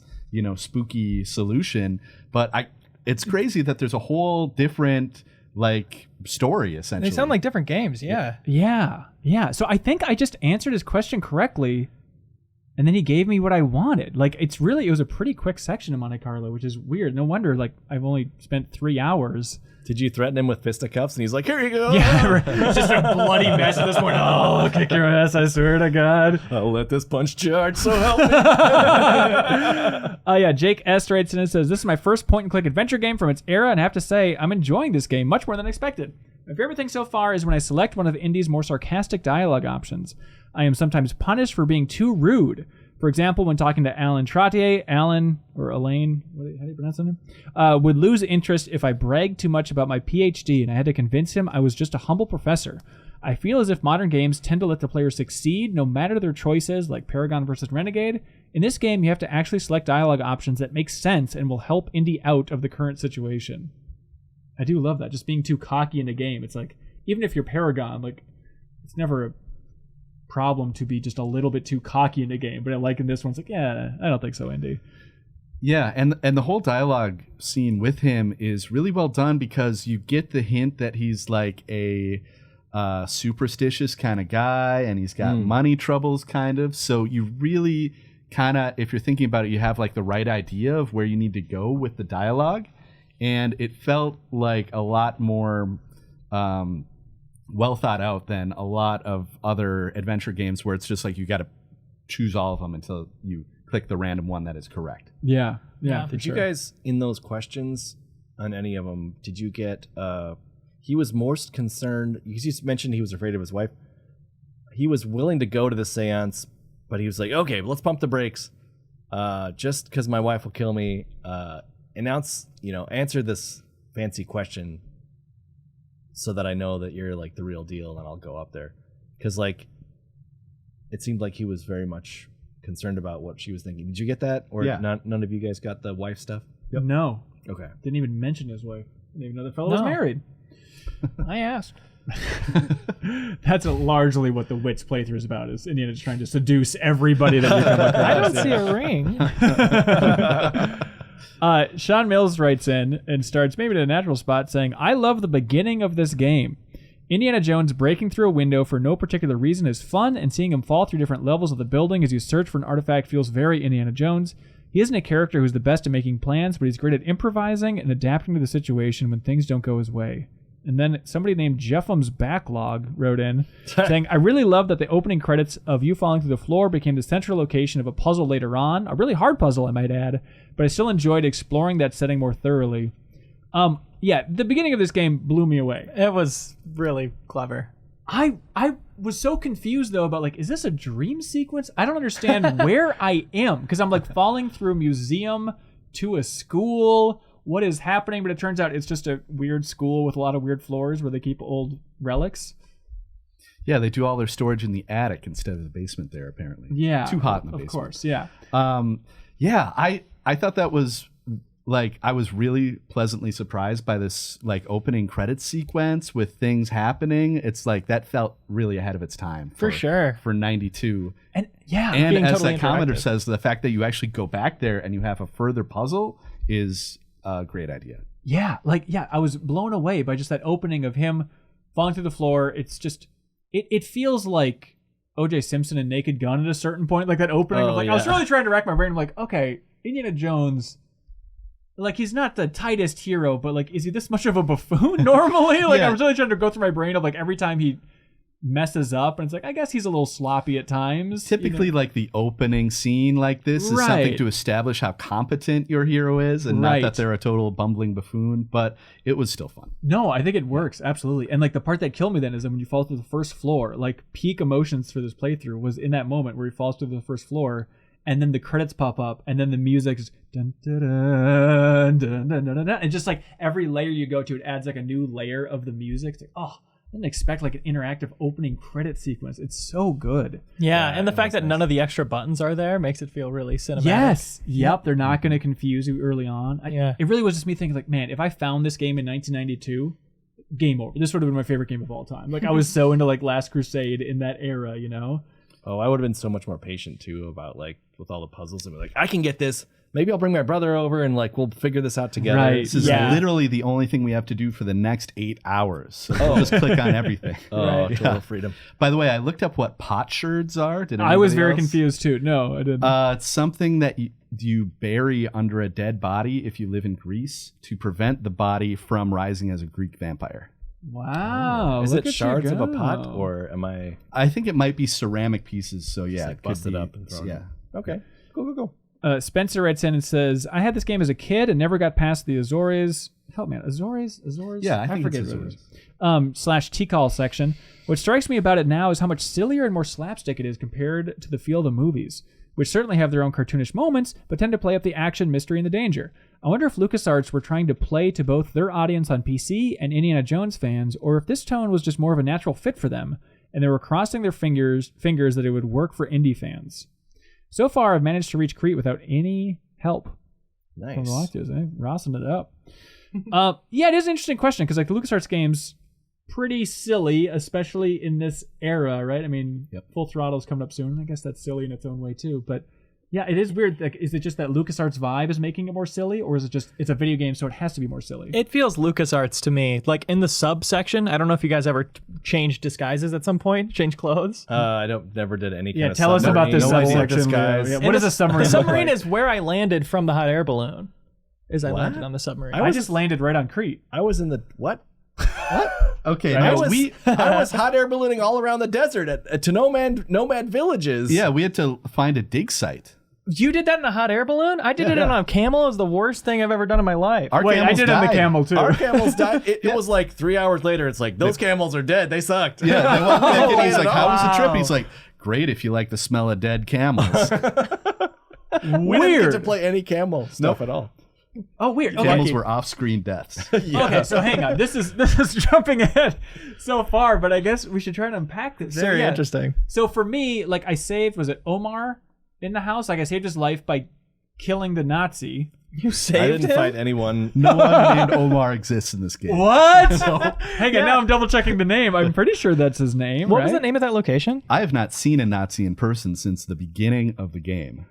Maybe you are the Nazi. I saw a scene of the two Nazis talking. Yes. You saw that one. But yeah, Indy, I guess I'm saying, hasn't seen a Nazi in person. Yeah, it seems like he's hot on the trail of... was it Kerner? Is that his name? Yeah. So this is in Algiers, where like the generator was and stuff, and you go to try and make contact in the town, and they're like, oh, God, I can't remember. Yeah, so it's Al-Jabbar. I think, is it Omar Al-Jabbar? I forget. But the whole point is try and find Al-Jabbar, and it's like you find his servant, whose name is Paul Abdul, of course, because it's the early 90s. Yeah, sure. You give him Trottier's business card. Yes. What?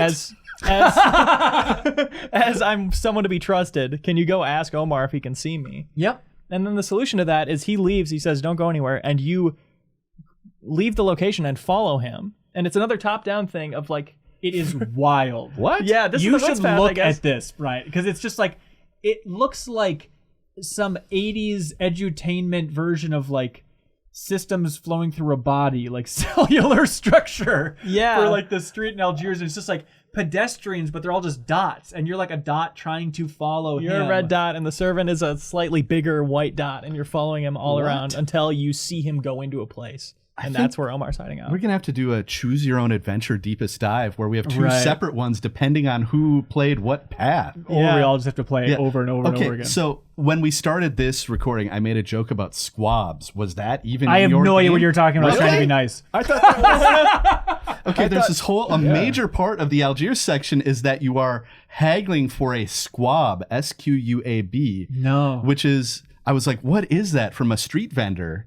Like you're trying to trade every single thing to him in your inventory to try to get a squab, which I was like, what is this? I looked it up. It is a 4-week-old cooked pigeon.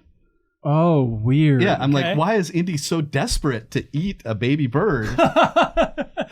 But you finally get it. You got to like swap out items with the guy who gives you the map. Did you get the map? We got a map that had like the X on it. Okay, yeah. Okay, that guy. You go back and he'll trade you the map. Well, wait a minute. Omar is the one who gave you the map. Okay. Because I was in his house, and after I killed the Nazi in his house, he's like, just go ahead and take the map and take my camel. And the map was like hanging on his laundry line. I think Omar, for us, Omar was in that back alley. He was like selling, he had a shop. Well, I think that was Paul Abdul. I think that was Omar's assistant. Was At he least in it the was white? for us. In the white robe, or because He might Omar have was been wearing purple. black? Yeah, Well, like it was a dark, why would they be it was inconclusive? a purple, like black, maybe robe. Yeah, so it was like, for me, this was like But he a was just, half hour at least of trying to get a squab, which I was like, everybody's going to know this reference. No. Yeah. Squab Brothers. wow. Yeah. I knew it. Yeah, at so you least. finally get the squab, and then you got to trade it to a beggar for the ticket to the hot air balloon.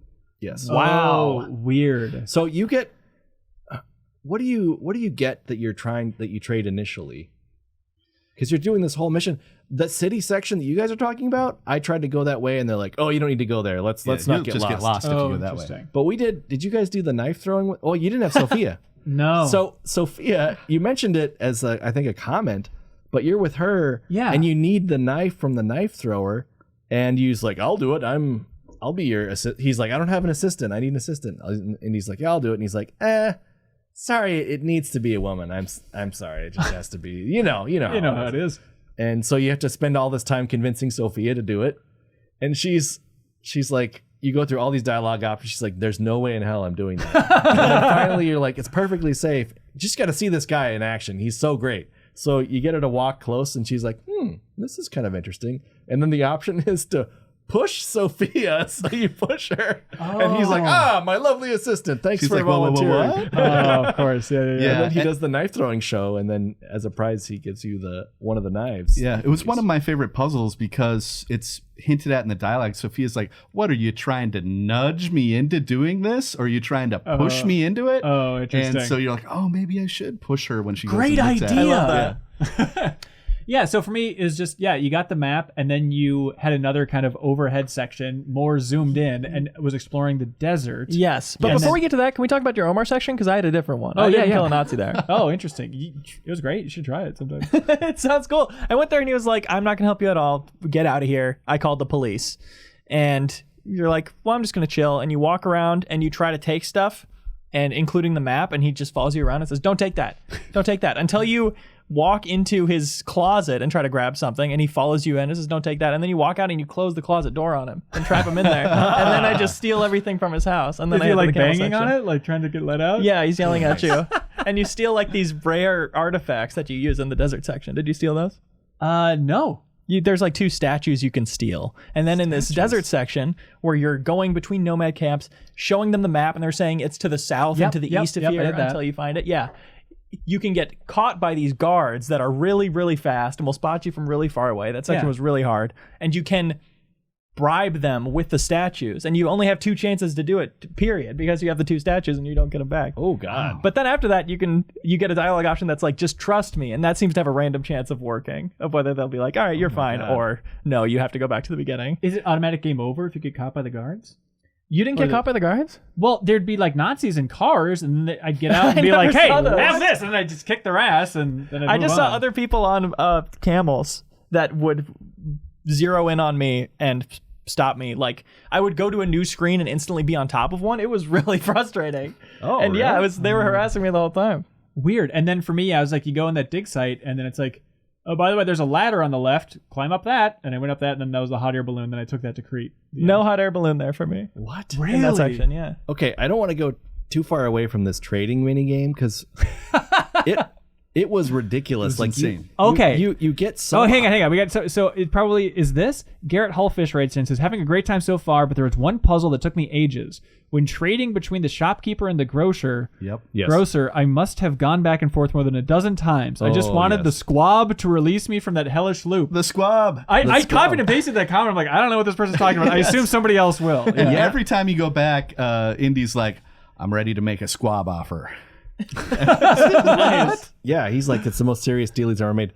But you spend the whole thing trying to get a certain item, and then once that item has been used, you use it to start this trading mini game.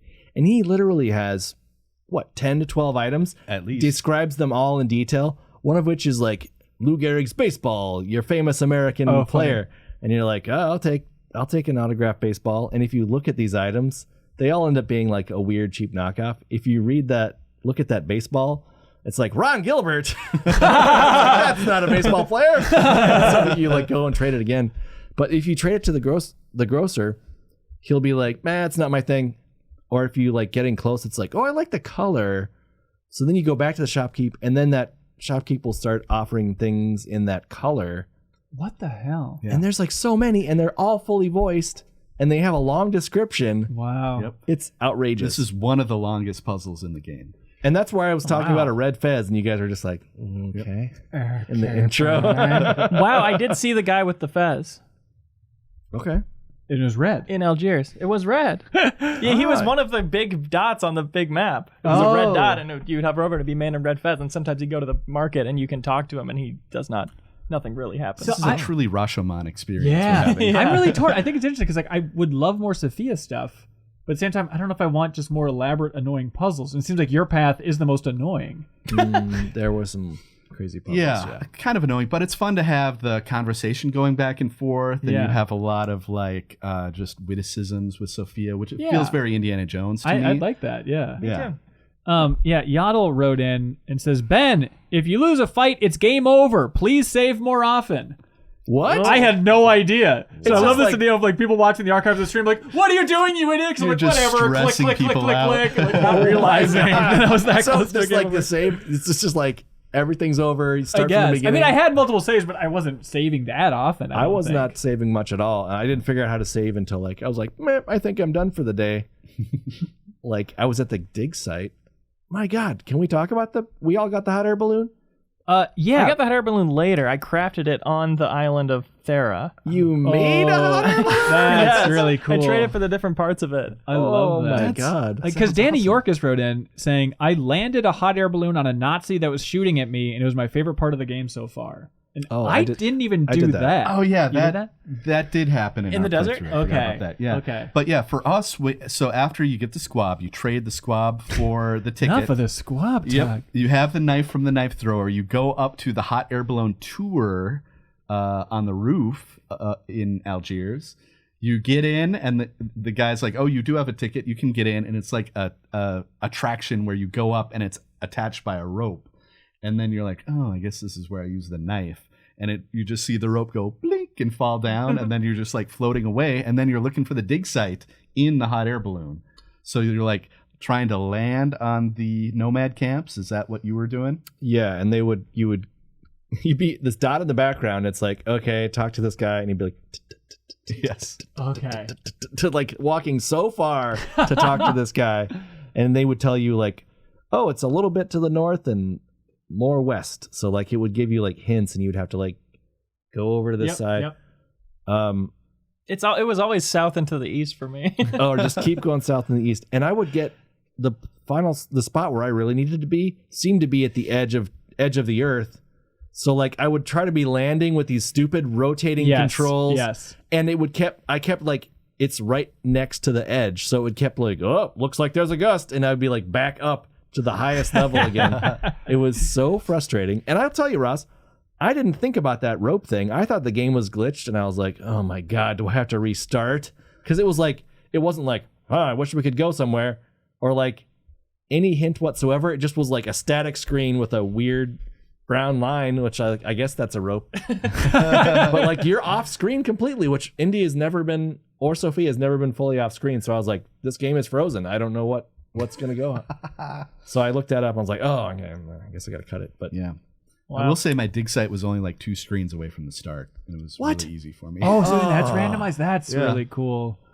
I had to do so much stupid balloon stuff. I wonder if this game is like, I'm sure there's more modern examples, but it seems like maybe peak adventure game for just like variability and like multiple paths and everything. Yeah, I anything don't else think I've compete with ever it? played an adventure game that had this degree of different paths to it. Yeah. How confusing and wild. Yeah. So, I was very excited because the entire stream, the entire section of this game, I was trying to use my whip on everything. And outside of like that animal at the beginning, there was nothing, right?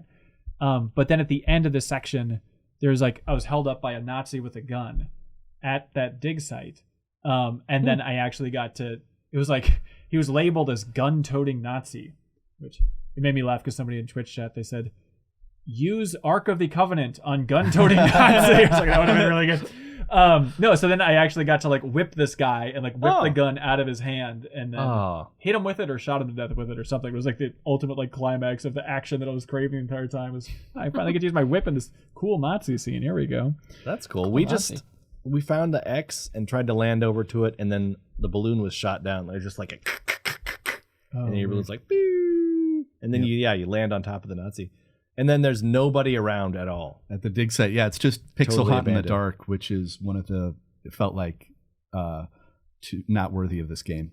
Yeah, yeah. There was yeah. I was really blown away though, the fact that look at turn to touch in that sequence, and the fact that it does get slightly brighter over time. That's Yes. ahead Is of its this time. my eyes or I is this thought a it was game? my eyes. Yep. No, Oh, Joseph Betts wrote in about that same wow. thing. That's the most impressive thing is that it slowly gets brighter and brighter in that generator room, which is really cool. As your eyes adjust, that's awesome. Yeah, Sophia falls in a sand pit, and you just to kind of take her off the board Oh, weird. for a while, and you talk to her, and she's like, you know, like you're like, did you find what's his name? Nerubsal. Nerubsal down there, and she's like, very funny, get me out of here. So that's some fun dialogue in there. That's awesome.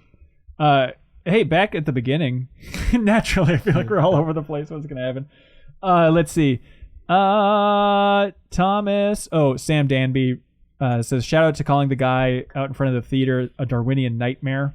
That's something I can take into my day-to-day life. That is pretty good. Mm-hmm. Thomas writes in over on Patreon, and they say, the game ticks every box from the very intro, but my favorite puzzle is how you have to do a specific wrong guess to the guy in Tikal, then ask the parrot in order to find out the name of Hermocrates. It's so utterly silly, but very intricate. That was Yeah. a good puzzle. I like that one a lot too. Yeah, I think everyone... Yeah, here we go. Villas says, simple question, how long did everyone talk to the parrot? Back in the 90s, my family together heard every line of dialogue out of that quacker box, but in the end, I still really like it, and I'm wondering how much an impression it made on folks. Yeah, parrot was fine, but I could see, like, it's early in the game, and it's, like, an interesting little thing. Like, if I was a kid, I think I'd really latch onto that parrot, too. Yeah. That was one where I was kind of annoyed by, like, I thought, I'd have to, like, raid everything at his little souvenir stand. And so every time, like, he'd walk back to the temple, like, that was that long, slow walk. Or, like, he'd work with Sophia to, like, distract him for that bit. It's like, okay, Yes. I have to go through this motion again and again because I need to get the kerosene on the puzzle, all that fun Another stuff. nice little moment right there. You finally cross the little gap where the snake was, and you get over there. You see the temple, and then it's a slow pan over, and it's the trinkets thing right there. Is a nice little gag. Yeah. Oh, yeah. And I like the detail, too, that in the temple, like, you make the full elephant on the side, with elephant nose and all that stuff. And it's like, but elephants aren't on this side of the Atlantic. And it's like, okay. I like that idea that there are some aliens or ancient civilizations afoot here that are connecting all the civilizations. Because, they even say that temple's like a recreation of something from Atlantis, is the way they pitch it, I think, in that area. Oh, yeah. Jurin writes in to say, after watching Ben's stream, I realized that playthroughs won't just differ based on choices. There's a random element to the game, too. Some puzzles have solutions that are randomized, such as where the Play-Doh book is hidden, but also dialogue responses. Also, when I talked to Sternhart in Tikal in my playthrough, he said something racist when I asked him about the temple, and then complimented me on my honesty when I told him I didn't know the book title. He only called Hansen honest on the second attempt, but he wasn't racist at all. Yeah, he said something, to me like, oh, the Mayans could never build something like this. And I was like, ooh, okay. come on, man. Dynamic racism. Oh, interesting. Back of the box feature. Look at that. Procedural. Darth Stove writes in and says, the humor in the game is amazing. It felt like every other line was a sick burn of some kind. Some of the puzzles were just crazy to me. Who would have thought that wrapping a rag around an arrowhead would make a screwdriver? Going back to the school. This guy. That was cool. I really like that one. It's just a moment of like, okay, that's the most satisfying like combination. Maybe like the first real combination of items in my inventory in that game. But Yep. It was really funny when you'd have like it would be all the celebration would be like in real life or just me going, yes, I did it. But like in the game, it's just like, oh, you got the lights on. Who cares? There's no like doodaloo or like, you know, like ever since like the Zelda games where like you get some kind of fanfare for doing something good. This is just like, meh. Just for some big stuff only. But every little thing does feel like a big achievement. Yeah, whenever he's doing like a new animation, I'm like, oh, that must be working. Yeah. He's like, put a peg in there. Awesome. Going back, that Sternhardt guy, he like runs through that back door, that secret door, and very disappointed in Indiana Jones here, where it's like, he's getting away! And then he's just kind of like slowly walking to the back room and closing the door, and Indy's like, dang it. It's like, hey, come on, Indy, run! Like, you tackled that Nazi as he was crawling out the window and ripped his clothes off. Yeah, and you're not even going to try to activate that hidden door. You're just like, well, let's just head out. Right. Yeah. So it's like, oh, I guess he has to come back in some way later on. Yeah. Right? Speaking of that too, one thing I appreciate in this game is that when there's like a bead or a calcum on the screen or something, it will glint, letting you know that it's there and that you don't have to like pixel hunt for it. Yeah, for sure. I gave the guy, I'm assuming everyone else did, but like I had to make that like a snake and put orichalcum in its mouth, and then they gave that to the dude in the Azores. Right. And he gave me something, I forget. That's before the game diverges, right? Right. Yeah, it was. Okay. Yeah. So hang on, but we I thought gave the guy... him like one of the most powerful substances on Earth for some info. Well, I'm trying to remember. Do you give him that, or do you give him the thing that's in Iceland that's frozen? Yeah, you get the bead bronze in it while it's eel or whatever. frozen. Is that what it is? And then it like comes out of the wall? Yeah, because it kind of makes an explosion or something. I wish I would have taken the bead out and I think the eel would have been fine, right? That would have probably enticed him. Yes. If that's even an option, but I don't think it is. But I don't know. T writes in and says, I'm sure many have talked about needing hints, but I want to talk about how good the official hint book PDF is that comes with like the Steam version and the Good Old Games version, with increasingly specific hints for each problem. Like the temple, it says basically, look around in the temple for something. Then if you look again, it says, check out those spiral designs. Then it just tells you, click the middle spiral design and pick it up. So I love that, like, just slowly increasing thing. I'm going to check that out for part 2 for sure. Yeah. I ended up playing the Amazon Prime version because at some point they offered it for free with Amazon Prime Gaming. Oh, weird. It does not have a fun little guide like that as far as I'm aware. Huh.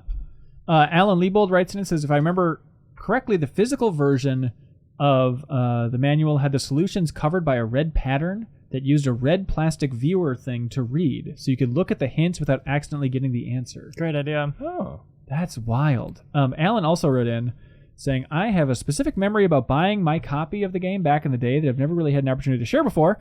The front of the box I got had free hint book included, $12 value, printed right on it. But when I opened it, there was only the game disc and the manual and whatever other papers you always got in PC boxes back then. So I actually wrote a physical snail mail letter to LucasArts customer service asking about it. A few weeks later, I got a package with not only the hint book, but another copy of the game in a little sleeve. I still don't understand why they sent me that. If maybe it was a standard thing that they did just to make up for a packaging mistake or something. There was no reply letter or anything. But yeah, that's how I inexplicably wound up with 2 copies of Fate of Atlantis and a pretty neat hint book, though I'd already beaten the game by the time it finally arrived. Cool. Yeah, that is cool. Starkiller just says, as a programmer by day, I just want to point out how cool of a system Scum is. The ability to do so many actions on every interactable object is nuts from a game design perspective. Yeah, the old LucasArts engine. Yeah, most of the interactions are, I can't do that though, right? Right, but that's still an interaction. That's true. Nothing more fun than somebody saying, no. Neil Smith says, Atlantis was something a fair number of Nazis really believed in, and not just something made up for the game. The myth of the 20th century was the second most popular book in Nazi Germany after Mein Kampf. One idea from the book is that Atlantis myths were the memory of an ancient Aryan homeland. Oh, God. Ooh. I'm impressed you know this, Neil. I don't want to ask how much you know about the history of the Third Reich, but I'm very impressed. I would assume that's where Hal Barwood found the idea from, is like looking at Nazi occult stuff. Or Right, whatever. Yeah, definitely finding Nazis and working backwards. Yes. For an Indiana What Jones were story. they into? Okay, they're really into this part. Let's skip that, Oh, they're like Atlantis. That's an interesting, fun thing. Just before you had to worry about search history. What do you think the deal was with Plato? Was he just like lying? Like, why did he write?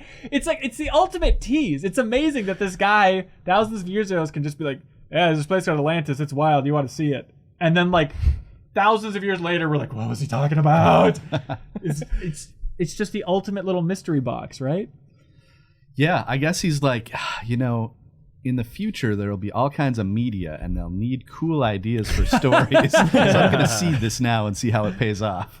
I guess so. Yeah. So is that where the Atlantis kind of myth comes from? Is It's that he all- wrote a whole story about it? Well, yeah. So I was looking into it today. This Plato guy seems like a real piece of work. Like, there's a fun theory. I mean, freaking crack.com wrote about it, so who knows how valid it is. But there's a fun online theory that Socrates, like Plato's teacher, didn't even exist. That Plato just like made him up. Because like the whole point is like Socrates doesn't like to write much, so I'm going to write down what Socrates thinks. She's like, okay, Plato, we see what you're up to. And here. he's the one having sex with kids? Yeah. But yeah, that Plato, he wrote about Atlantis, but it's a confusing thing where it's like, okay, he wrote about it, but it's a story that he was transcribing from Egypt from like 500 years before, and that this apparently happened like 5,000 years before that. So it's one of those like very, very removed things. And it's just that idea of like, yeah, there's some really powerful, strong people with crazy technology that came from somewhere in the Atlantic Ocean, and then they got too cocky and then their place sank. So it's like, is that, it's the fun idea of like, oh, was that maybe Iceland or Greenland? Was that North America for like the most abstract things? Or It's also like classic cultural myth making, right? People got too high for their station and they got wiped out from it. That's Right. why you should believe that I'm talking to God and that you need to listen to me. right. Right. Yeah. Let's make sure we all know our place. Yes. That's right. It's very important. James writes in and says, Deepest Divers, do you think the characters and plot points would work in an actual Indiana Jones movie? No. Really? Well, maybe your guys' version of the game. yeah, there's a lot of bunch of action. Nazis. Yeah, we're just walking and talking really over here. yeah. The seance was cool. That's always a fun situation. But other than that, yeah, just a lot of trading for squabs. But I think big picture wise, I think it does totally work. I think The characters would work. I think I would love to see a live action Sophia. I think that'd be awesome if at some point they would ever tie into that. Or hang on. How does the timeline work out? Because This is 1 year after Last Crusade. right, but with Machine Games' game, ooh, that's 1937. Damn it! I was gonna say it'd be cool to see Sophia pop up in that game, but Okay. that's Well- before that. Yeah, but you know each other from the past. Oh, of course. Ooh, Yes. It could start at the Icelandic. It could have the Iceland expedition. in Yeah. there. Yes. He says that they spent a year together. Do you think I would put money on if anyone wants to take this bet? Have at me, internet. But like maybe like in a Crystal Skull kind of way where they have Sean Connery's picture on the desk, like some reference to Sophia like that. Like if you get to walk around Indy's classroom or like his office, they have something. Maybe like a new version of that magazine article or something, right? That would be awesome. Yeah. Easter egg. Yeah, so 37 means it takes place between Raiders and Last Crusade, Right. which are 36 and 38. Yeah, very good. Hey, this guy did this freaking research. My God. I know my years. But I think an Indiana Jones story about Atlantis, I think that totally works. That myth checks out. Like, it seems like, I don't know where the story goes, but it seems like they're building to aliens and stuff. So I'm curious to see how much overlap there is with Crystal Skull. Just that idea of like, oh, Iceland, the Greeks call it this land, and there was a force field around it, and they couldn't land there and all that stuff. So it seems like that's where they're going with everything. I mean, do you all have predictions for where we're going to end up? How alien or Atlantean it's going to be? I feel like we're gonna obviously get to Atlantis somehow. Well, sure. I'm feeling all right about some kind of Uncharted style creatures, but maybe not explicit aliens. Okay, so it's going to be a little bit cryptic whether or not the Atlanteans were aliens, is your prediction? Yeah. Yeah, that sounds about right. Yeah. I bet they go full alien. I bet they have a ship. flying overhead. I think I read in the history. I was just looking up the history of the game. About how Barwood and is all this gonna that. be a spoiler? I don't think so. Well, he was told not to go on certain territory by George Lucas.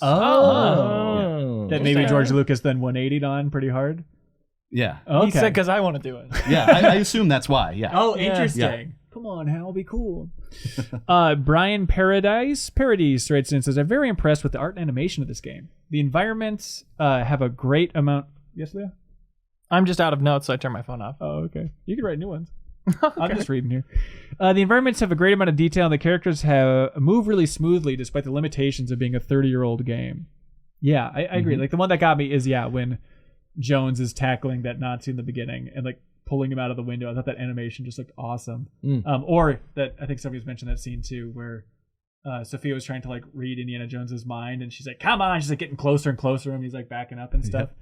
Everything in the school, I guess, is a good animation. I liked In the Office with Sophia after the show when you're having that dialogue scene and just between lines, you're each walking around to different parts of the room. Yeah. There's like complicated blocking to it. That was like an interesting way to make it more cinematic when it's really just them talking. Yeah, that felt like film school Hal Barwood being like, That's here's right. where I'm going to put all the knowledge to use. Right.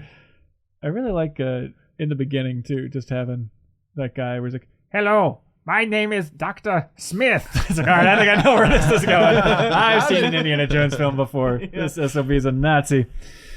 Jason, like, why did Indy, like, has he seen an Indy movie before? Like, Right. How did he trust the guy with the German accent? Like, there's his main enemy. Well, he Right. doesn't stereotype. Yeah, that's right. It didn't last long, I feel like. It was more of Marcus, I think, just like, all right, this way, mysterious German man. Here, have this item.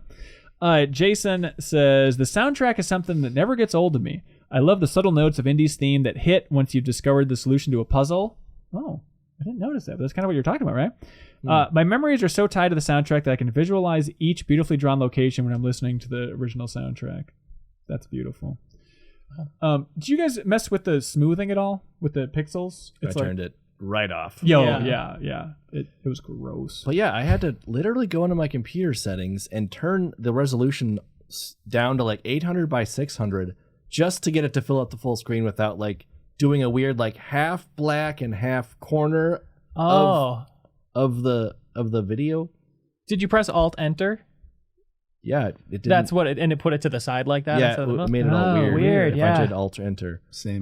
Well, yeah, so I had to like turn back time on my display to an earlier era and like see Windows is just in a 4:3 on my little laptop screen, and like all my apps after that were weird. But yeah, and just using it as a normal computer, I have to like go back and forth on resolutions just to play this game. Huh. And you don't have like a 4K screen or anything? Like, It is a 4K screen. Yeah. okay, maybe that's what. Oh, the mine's hang-up is. 2K and it works fine. Really? Mine's 1K and it seemed to work great. Sean Rubin says, as a fan of speedrunning, I often say the number one rule is that any game can be speedrun, even point-and-click adventure games. It's not very active, but the speedrun leaderboard lists 9 people who have run this game, and the current world record is 36 minutes by a runner named Chuck Grody.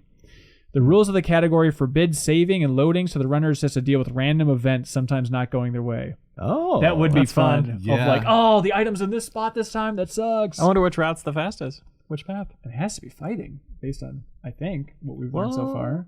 If you're constantly getting stuck in fights, though, like, doesn't that take up time? I imagine fights are there's quick. some like fastest possible way to do fights too. There's probably some exploit of Yeah. clicking in the With right our way, path, dragging. there's the randomness of the trading where you Oh, the gotta trading, yeah, that just was so try slow. every item until it gets to the random one it needs. Yeah, interesting. Other spots that we haven't hit about in this game yet? Spots that we haven't hit about, Leo? I wanted to say on the sub. Oh, which- yeah. Tell us about the sub, man.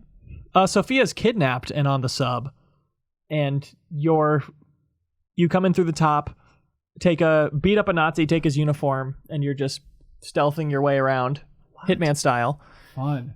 There's one puzzle where you have to get a piece of bread and some cold cuts and make a sandwich, and then you can either give it to a guard so he goes on his lunch break and you can get the moonstone that he's protecting, or you can just eat it in front of him and he gets hungry and leaves. Oh. But it culminates in you climbing in a torpedo and launching yourself towards Crete. But Oh, that's that was the awesome. LucasArts humor I wanted to mention, is that when you are in that disguise, you have Indy's clothes in your inventory, and hovering over it, it says it's like Indie Wear TM by Lucasfilm. Okay, that's good. That's amazing. Yeah, that sandwich thing reminded me of, you mentioned earlier, but like that mayo bit. I think that was one of the biggest stretches for me puzzle-wise. Like, I need the mayonnaise from the fridge to grease the floor in front of this totem pole to like slide it. So, like, that was such a weird bit. got That that one one and the immediately. gum on the shoes, right? That was that one as well. Yeah, Yeah. so you need to put gum on your shoes to climb up this chute. Like, oh my God. I did not. You didn't have to do that. Yeah, Part. Nice. really? Yeah. You must have. In No, the school? Depending on what the collection solution is in, is you don't have to go in there. Oh, yeah. So mine was I the had- Dunlop collection. I had so, loose gum with me at that market. I tried to give it to the beggar, and he's like, "Come on. I mean, I know I'm a beggar, but It's no squab. yeah, I gotta have a squab." And I'm like, I'm flying all around the world, and then I'm like, in Monte Carlo, I couldn't have picked up like a yummy sandwich or something for this guy and flown back with it. Yeah. I got to do this squab trading. There's something so strange about like knowing now that a lot of the characters I'm going to meet, I'm going to have no reason to interact with. They're just Right. not relevant. Yeah, that's a weird feeling. Yeah. Yeah, the it is funny, like when I got to, I think it's Algiers, and it's just so bizarre seeing Indiana Jones walk through the streets and just talking to people, and he goes, "You ever heard anything about Atlantis?" Yes. He's just like opening every question, starting with Atlantis. It's like, it's funny, especially for like, it feels like that Last Crusade moment where he talks about like, Brody will disappear. He knows 1,000 languages. It's disgusting to me. Like, does anyone speak English? And, like, this is basically what Indiana Jones is doing through this entire game for me. He's just wandering around and asking the most obvious questions. Yeah, speaking of Indy being an entirely competent professional, I loved his comment about the stolen statue at the beginning where he's like, "I have no idea what it is, but it looks old." It looks old. That's that PhD. You know what? What stands out? You got the Moonstone in the sub? I believe so. I have the Sunstone from the dig site. I have the Sunstone from the dig I got the site. Sunstone from Trottier. I dug it out of the drain. So you have 2 stones now? Double stone in it. Oh, wow. Interesting. Yeah, I don't The think I stones have on the this guy. Moonstone. Get on Facebook. Let's see. Oh, the gum puzzle. Oh, the other part that made me laugh is just thinking about the movies is when you have that map. It's like you have to get to the big red X for the dig site and all that stuff. Where it's like the whole point in Last Crusade is he's like X never marks the spot, right? And it's like, okay, I guess it Yeah. turns out for this case it just does again, literally. Hasn't learned that lesson yet. Yeah. Are there enough references to the movies other than the fact that the dog was named Indiana? I could have gone for a few more. I feel like there's not that much yet. There's like some reference to the Ark of the Covenant, I feel like, in that dig site. I forget exactly what it is. Oh, he's like, I've seen this before. Oh yeah, It's kind of a Last Crusade the typey wall thing. relief or whatever it is, and he's, Right.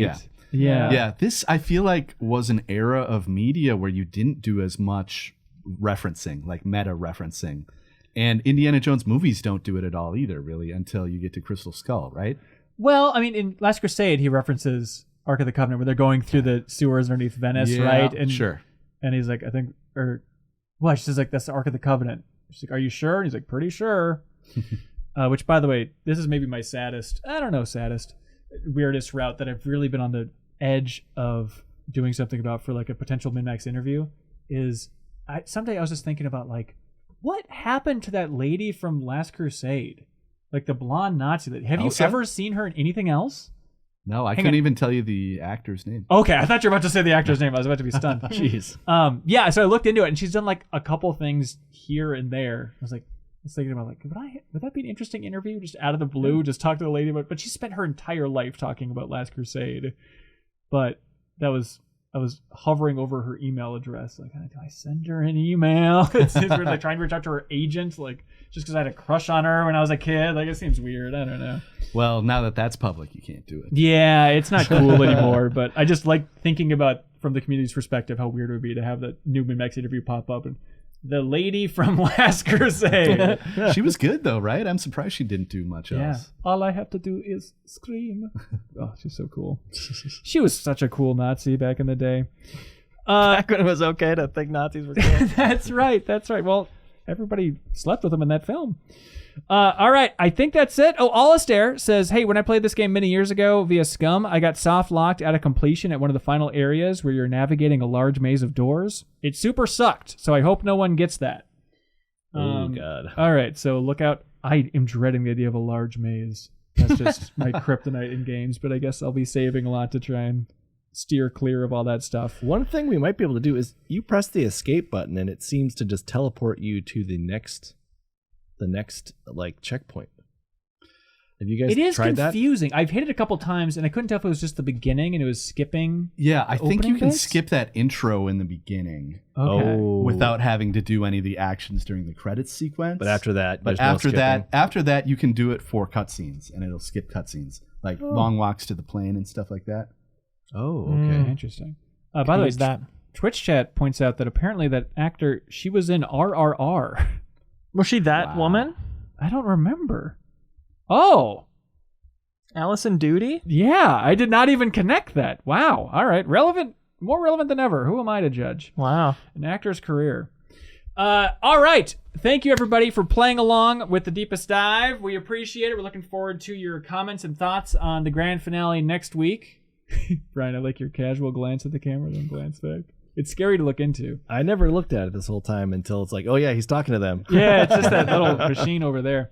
But we're finishing the game off next week, so you have a couple of days to play through all of this thing, then submit your comments over on Patreon. And if you enjoyed this discussion, you can help support it directly by going to patreon.com/minmax with 2 N's. We'd love to read your thoughts, and also we'd love for you to hear this discussion in a convenient podcast app, the way this discussion should be, damn it. Any other predictions, thoughts on where we're going in the future? You guys could just totally make up an entire game, and I would believe you. Yeah, I guess we haven't really mentioned it too much, but like I've really been enjoying this. Like I think a lot of it is just being able to stream it on Twitch and have that community aspect. Like it has just made this game a pretty streamlined experience, which is beautiful for an old adventure game. But I've been loving this thing so far. Must be nice. Play it, man. Stream it. No, I will definitely use the hint PDF that was recommended. Yeah, That's up my alley. I wish like remaster versions of adventure games had that by default. Just like a gradually more detailed hint system. I'm going to at least look up the original instructions in case I'm missing any cool hotkeys. Yeah, if you don't know what a cutscene is, it will explain it for you. Oh, good. Yes. But yeah, Leo, look forward to the right-click shortcuts. Yes, gonna- that's gonna helpful. be sweet. And all of you, I want to know what your IQ is at as well. So please keep note of that once you dive into that whole. I'm looking forward. content. Like I had no idea there were so many splits. So hearing where your guys' story goes is going to be really exciting. Well, I want to know. I wonder if it all converges on Crete now, since we're all, I think, in the same spot. Yeah, but there's some item differences with the Sunstone and the Moonstone. Yeah, and and, stuff like that. Sophia's still with you on Crete then? Oh yeah. Yeah. God. Yeah, Yeah, I, like you I guys- didn't rescue her on the ship. Oh. She's still kidnapped. Oh, so she's Oh, kidnapped she's for still you. kidnapped? She's, I guess, still hanging out at the school for me, and then she's hanging out with you. That's so awesome. We're on the streets of Crete. Confusing. All right. We look forward to all your thoughts and comments. Anybody else want to say anything about Indiana Jones? See you tomorrow. Is that a classic line from the? Sure is. Nice. It's not the I didn't know he years, it's coined the mileage from About- games from 1992. I love you, I know. Nice. Well done. All right. Do you think it was an effective move, by the way, for that lady in his class to write "Love You" on her eyelids? It seems very inefficient for trying to get your point across. She had to be pretty close for that to be Yeah, read. so she had to make sure it was front row. She had to make sure it was really thick on there. Yeah. But didn't smudge. Yeah. So But I mean, really that's a direct message. Like no one else in class would see that unless she was talking to them Unless afterward, you and she's like, "There's some crap on your eyes. What were you? What was that?" I'm just really bad at makeup. I don't know. It's smudgy. It's quick. You don't want to look at it. Yeah. All right. That's Indiana Jones, everybody. We'll see you next week. Goodbye. Bye. Videos like this are possible because MinMax is a completely independent outlet for games supported solely by the community. The only reason we don't have to create condescending clickbait is because folks like you click on the subscribe button or check out the benefits over on patreon.com/minmax with 2 N's. We think that we're the most efficient gaming outlet out there, so please take a look at what we've done and imagine what more we can do with your support.